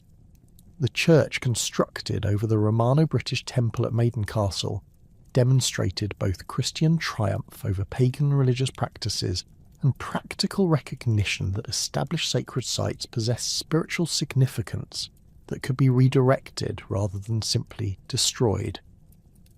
The retention of the temple's basic orientation, while modifying its internal arrangements to accommodate Christian liturgical requirements, created architectural synthesis that satisfied Christian theological demands, while maintaining continuity with traditional British religious geography. The conversion of the temple complex at Bath illustrated similar processes of religious transformation that combined Christian theological requirements with respect for the healing traditions that had made the site significant to both Roman and British populations. The gradual modification of the temple facilities to accommodate Christian pilgrimage, while maintaining the therapeutic bathing activities that had sustained the site's reputation, created religious synthesis that expanded Christian appeal while preserving the practical benefits that had attracted visitors for centuries. The Christian inscriptions that appeared alongside traditional votive offerings demonstrated the coexistence of different religious traditions during the transitional period, while indicating the gradual process through which Christian practices replaced pagan religious activities. The emergence of distinctively British Christian artistic traditions during the 4th century reflected both continental Christian influences and indigenous British aesthetic preferences, creating visual culture that proclaimed Christian identity while maintaining connections to established Romano-British artistic traditions. the Christian mosaics discovered at Hinton St Mary, featuring the Chi-Rho symbol combined with portraits that may represent Christ, demonstrated the technical capabilities that British Christian communities could command, while revealing their confidence in creating religious art that combined theological sophistication with aesthetic achievement. The integration of Christian symbols with traditional Roman decorative motifs created artistic synthesis that appealed to Romano-British audiences while proclaiming Christian theological messages through visual culture that educated and inspired Christian believers. The Pelagian heresy that emerged in Britain during the late 4th and early 5th centuries represented both the theological sophistication that British Christianity had achieved and the independence of thought that distance from continental ecclesiastical centres had fostered among British Christian intellectuals. Pelagius, a British monk whose teachings would ultimately be condemned as heretical by church councils throughout the empire, developed theological positions that emphasized human moral responsibility, while challenging the Augustinian doctrines of original sin and divine grace that were becoming orthodox Christian teaching.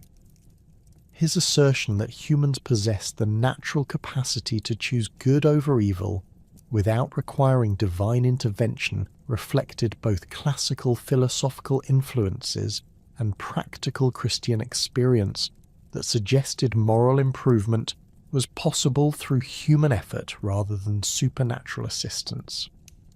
The theological controversy that Pelagian teaching generated revealed fundamental disagreements about human nature, divine authority, and the relationship between classical philosophical traditions and Christian revelation that would influence Western Christian thought for generations.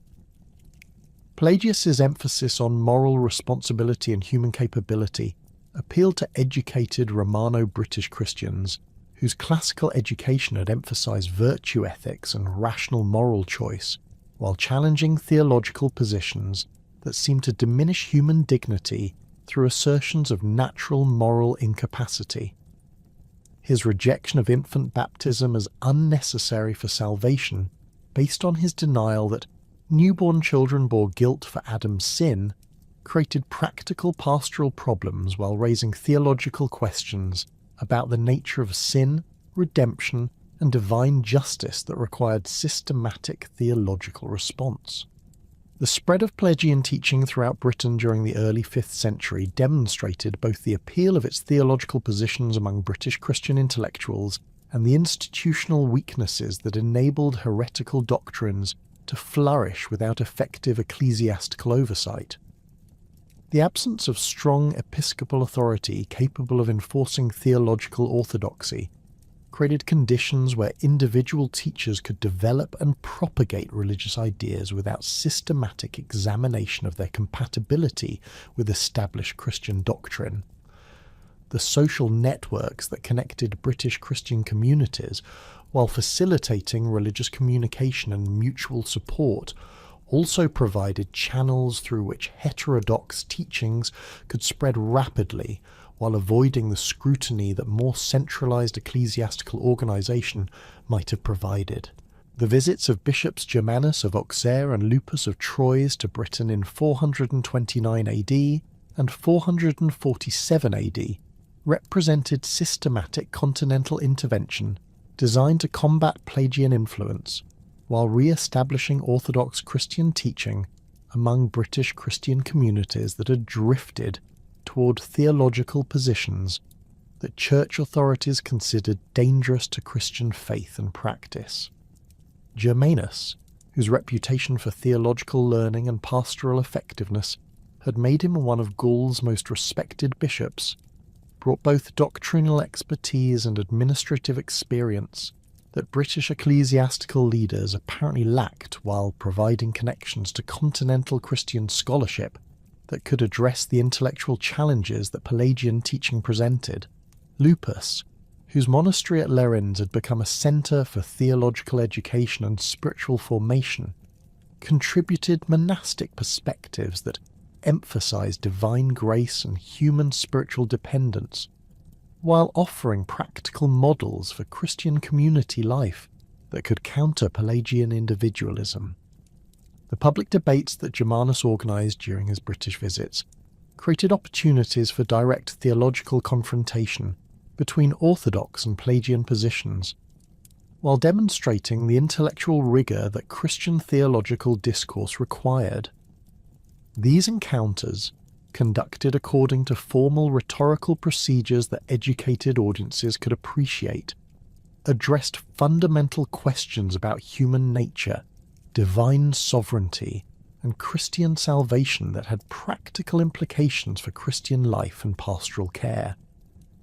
The victory that Orthodox positions achieved in these debates, attributed in later accounts to both superior theological arguments and divine intervention through miraculous signs, re-established doctrinal orthodoxy while demonstrating the intellectual resources that continental Christianity could provide for addressing theological challenges that local British resources proved insufficient to resolve.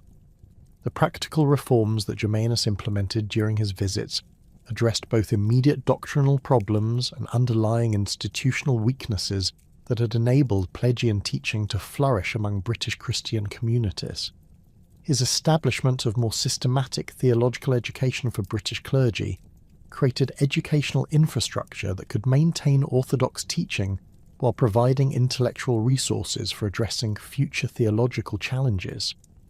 The strengthening of episcopal authority through clearer definition of hierarchical relationships and disciplinary procedures created ecclesiastical organisation that could enforce doctrinal conformity while maintaining the pastoral flexibility that British conditions required.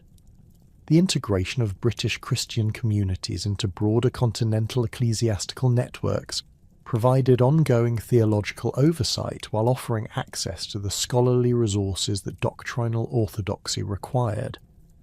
The long-term impact of the Pelagian controversy on British Christianity extended beyond immediate theological questions toward fundamental issues of ecclesiastical authority, intellectual independence, and the relationship between British Christian identity and broader imperial Christian culture. The condemnation of Pelagian teaching, while re-establishing doctrinal orthodoxy, also demonstrated the extent to which British Christianity remained subject to continental ecclesiastical authority, despite the geographical isolation that had fostered theological independence. The intellectual vitality that had produced Pelagian innovation, while channeled toward orthodox conclusions, continued to characterise British Christian culture, while creating theological traditions that would influence British religious development long after the end of Roman rule. The collapse of effective Roman administration in Britain during the early 5th century represented not a single dramatic event, but rather a gradual dissolution of imperial authority that unfolded across several decades as the Western Empire struggled with cascading crises that ultimately proved insurmountable. The withdrawal of Roman military forces, the breakdown of administrative structures, and the emergence of independent British kingdoms occurred through a complex process that defied the neat chronological boundaries that later historians would attempt to impose on this transformative period. The traditional date of 410 AD, marked by Honorius's letter instructing British cities to organise their own defence, served more as a symbolic acknowledgement of existing realities than as the moment when Roman rule actually ended in Britain. The military pressures that precipitated the final breakdown of Roman authority in Britain began accumulating during the 390 SAD, as successive usurpers stripped the province of regular troops to support their bids for imperial power on the continent. Magnus Maximus's rebellion in 383 AD had already demonstrated the vulnerability of British defences when significant military forces were withdrawn for continental campaigns, but his defeat and death in 388 AD had allowed some restoration of garrison strength through the redeployment of units from other frontier regions. The more systematic military drain that began with Constantine III's usurpation in 407 AD proved far more devastating, as this British proclaimed emperor transported virtually the entire remaining regular army across the Channel to support his ultimately unsuccessful attempt to establish control over Gaul and Spain. Constantine III's decision to denude Britain of professional military forces reflected both the strategic calculations of a usurper who needed immediate military strength to establish his legitimacy and the broader imperial crisis that made such desperate measures seem necessary for political survival. His army, comprising the remnants of the legionary and auxiliary units that had defended Britain for over 3 centuries, represented the accumulated military expertise and institutional memory that had sustained Roman rule through previous periods of crisis and instability. The departure of these forces in 407 AD eliminated not only the immediate military capabilities necessary for frontier defence, but also the professional military leadership that could have organised effective resistance to the barbarian invasions that would soon overwhelm British defences. The Pictish and Scottish raids that intensified during the first decade of the 5th century encountered British defensive arrangements that had been fatally weakened by the withdrawal of regular troops, while lacking the institutional structures necessary to coordinate effective resistance across tribal and regional boundaries.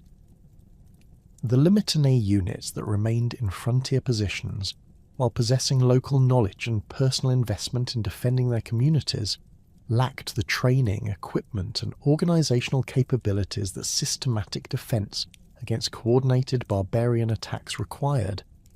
The civilian populations of northern Britain, accustomed to relying on Roman military protection for their security, found themselves facing enemies whose tactical capabilities had evolved through generations of warfare against imperial forces, while their own defensive resources remained limited to improvised local militias.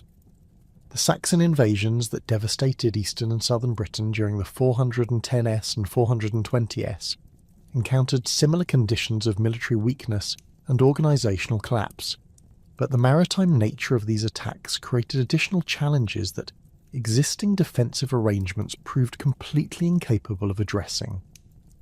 The Saxon shore fort system, designed to coordinate naval and land-based responses to seaborne raiders, required professional military garrisons and centralised command structures that could no longer be maintained following the withdrawal of regular forces and the collapse of imperial administrative authority.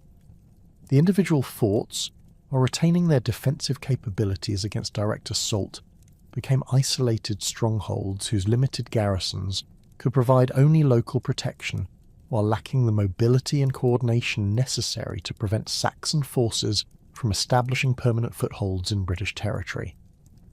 The administrative breakdown that accompanied military collapse manifested itself through the gradual cessation of imperial governmental functions that had sustained Romano-British civilization for nearly 4 centuries. The collection of taxes, which had provided the revenue necessary for maintaining military forces, public works, and administrative services, became impossible to sustain without the coercive authority that imperial power had previously provided.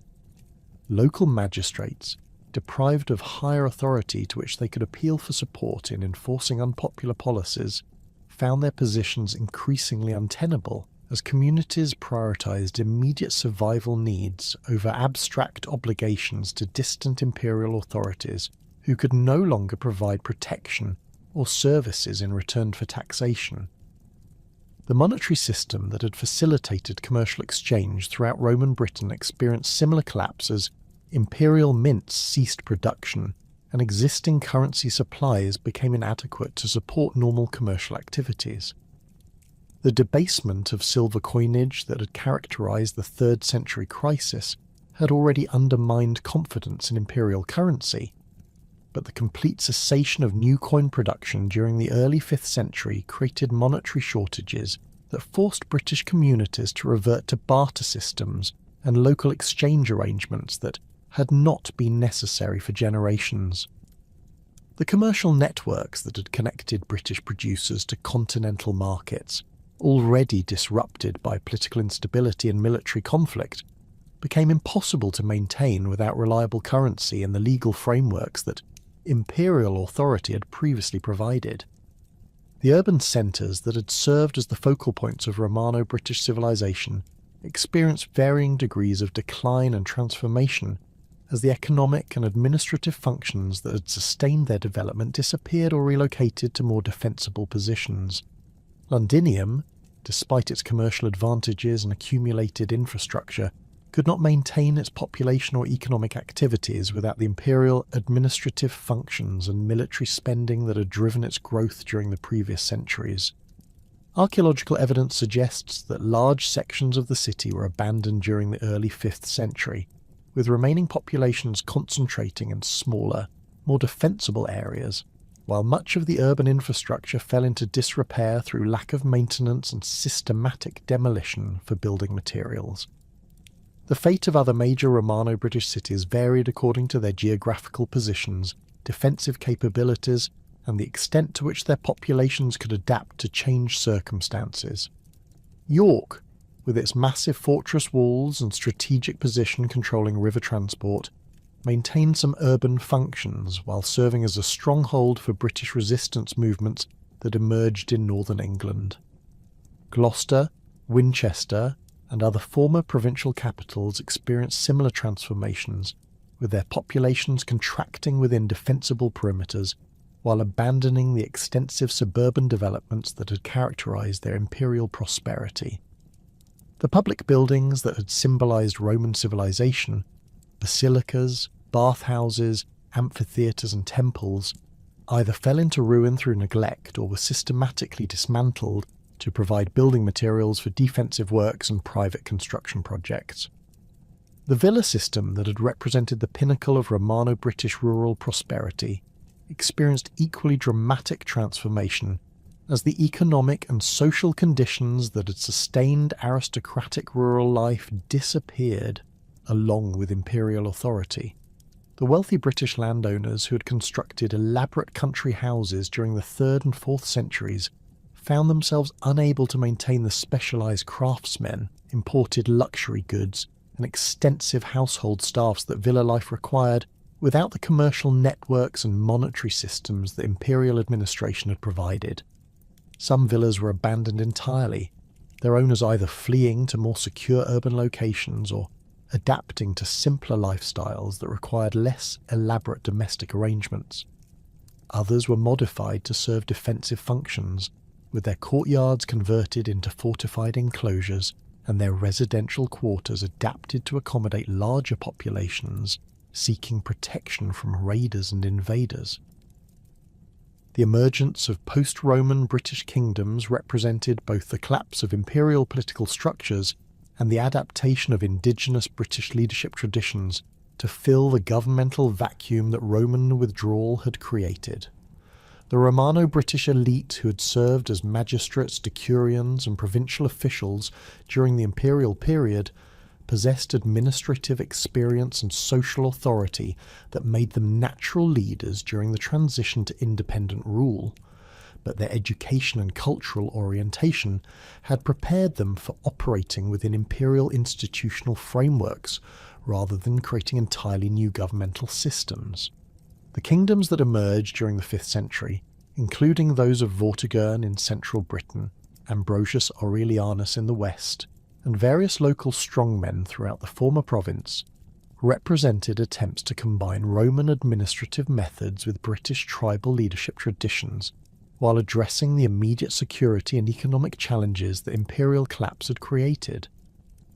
The military arrangements that these post-Roman kingdoms developed reflected both the tactical lessons that centuries of Roman rule had taught, and the practical limitations that reduced resources and fragmented authority imposed on British defensive capabilities.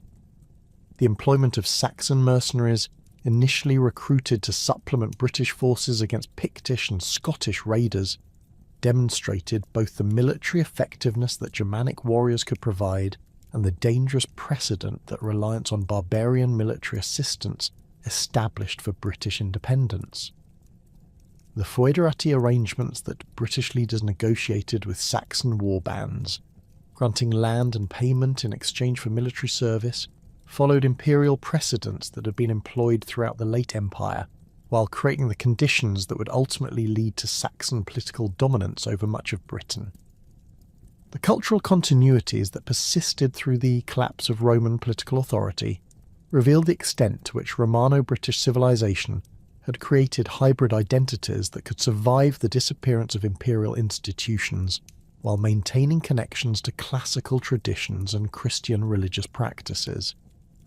The Latin literacy that had characterised educated British society continued among clerical and aristocratic populations, providing the intellectual foundations for the historical chronicles and religious literature that would preserve accounts of the transition period while maintaining connections to continental Christian culture.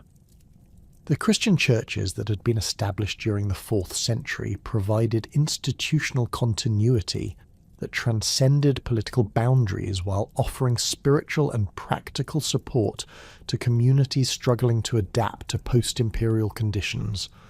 The archaeological evidence for continuity and change during the 5th century reveals complex patterns of adaptation that varied significantly across different regions and social classes, while demonstrating both the resilience of Romano-British culture and the profound transformations that political collapse had created. The pottery production that had supplied Romano-British markets with standardized ceramic goods experienced dramatic decline as commercial networks collapsed, and specialized workshops could no longer maintain the distribution systems that mass production required.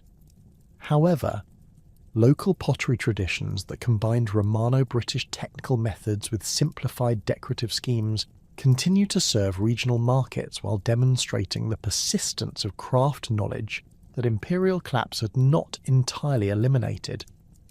The building techniques that had characterized Romano-British architecture similarly experienced both decline and adaptation as communities lost access to specialized craftsmen and imported materials while retaining knowledge of construction methods that could be applied using local resources. The stoneworking capabilities that had produced elaborate public buildings and private villas continued to influence construction projects, but the scale and sophistication of post-Roman building reflected the reduced resources and changed priorities that political collapse had created. Churches, defensive works, and modest residential buildings employed Romano-British construction techniques while adapting classical architectural principles to serve the more limited requirements that post-imperial society could support. The linguistic changes that occurred during the post-Roman period reflected both the persistence of Latin as the language of education, religion, and administration among British elites, and the gradual expansion of Germanic linguistic influences as Saxon settlement increased throughout eastern and central Britain. The British Celtic languages that had survived throughout the Roman period experienced revival in regions where Roman cultural influence had been less intensive, while serving as vehicles for preserving traditional British cultural knowledge that Latin education had not entirely displaced. The complex linguistic landscape that emerged during the 5th and 6th centuries created regional variations that would influence the development of medieval British culture, while maintaining connections to both classical and indigenous intellectual traditions. The legal traditions that had governed Romano-British society experienced similar processes of adaptation and transformation as British communities developed judicial systems that combined Roman legal principles with traditional British customary law. The written legal codes that had provided the framework for imperial justice could not be maintained without the administrative apparatus that their enforcement required, but the legal concepts and procedural methods that Roman law had introduced continued to influence British approaches to dispute resolution and community governance. The emergence of law codes that combined Roman legal terminology with British customary practices created hybrid judicial systems that served post-Roman British communities while maintaining connections to classical legal traditions. The economic transformations that accompanied political collapse created both immediate hardships and long-term adaptations that would shape British development for generations. The breakdown of long-distance trade networks forced British communities to develop more localised economic systems while reducing access to the specialised goods and raw materials that imperial commerce had provided. However, this economic reorientation also created opportunities for British craftsmen and farmers to develop markets that had previously been dominated by continental imports, while fostering economic relationships that strengthened regional identities and local community bonds.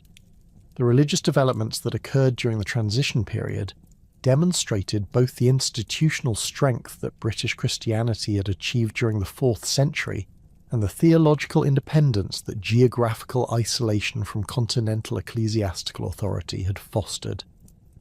The monastic movement that emerged in Western Britain during the 5th and 6th centuries created religious communities that preserved classical learning while developing distinctively British approaches to Christian spirituality and community organisation.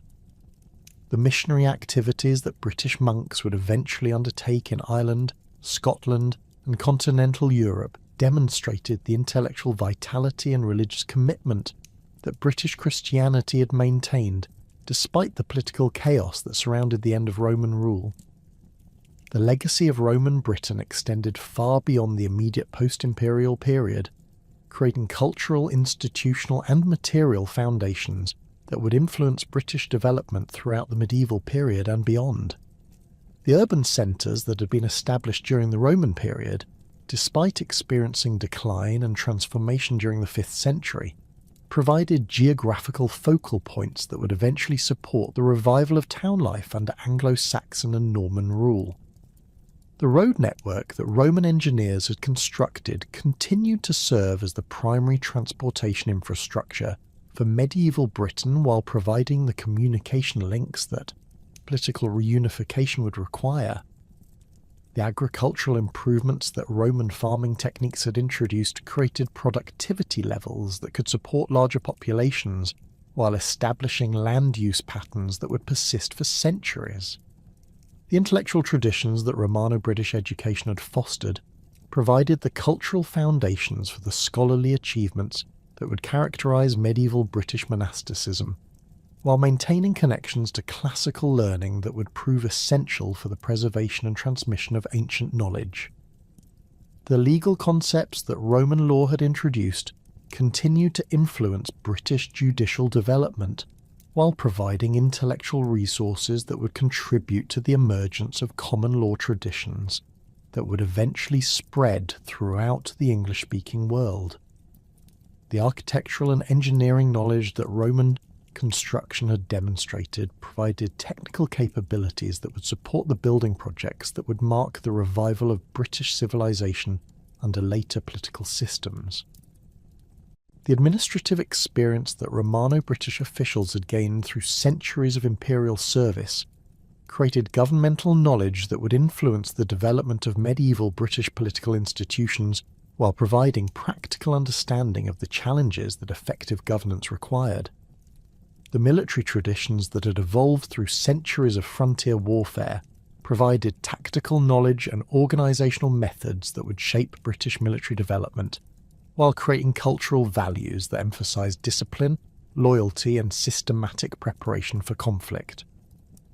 The end of Roman rule in Britain marked not merely the conclusion of an imperial occupation, but the transformation of a province that had been fundamentally altered by 4 centuries of Roman influence into a post-imperial society that retained essential characteristics of classical civilization while adapting to changed political and economic circumstances.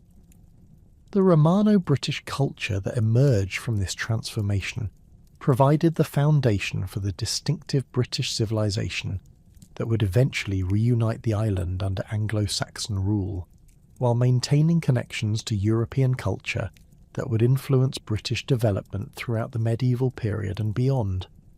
The legacy of Roman Britain thus extended far beyond the chronological boundaries of imperial rule, creating cultural and institutional foundations that would shape British history for more than a millennium, while demonstrating the enduring influence that systematic imperial administration could exert on the societies it governed.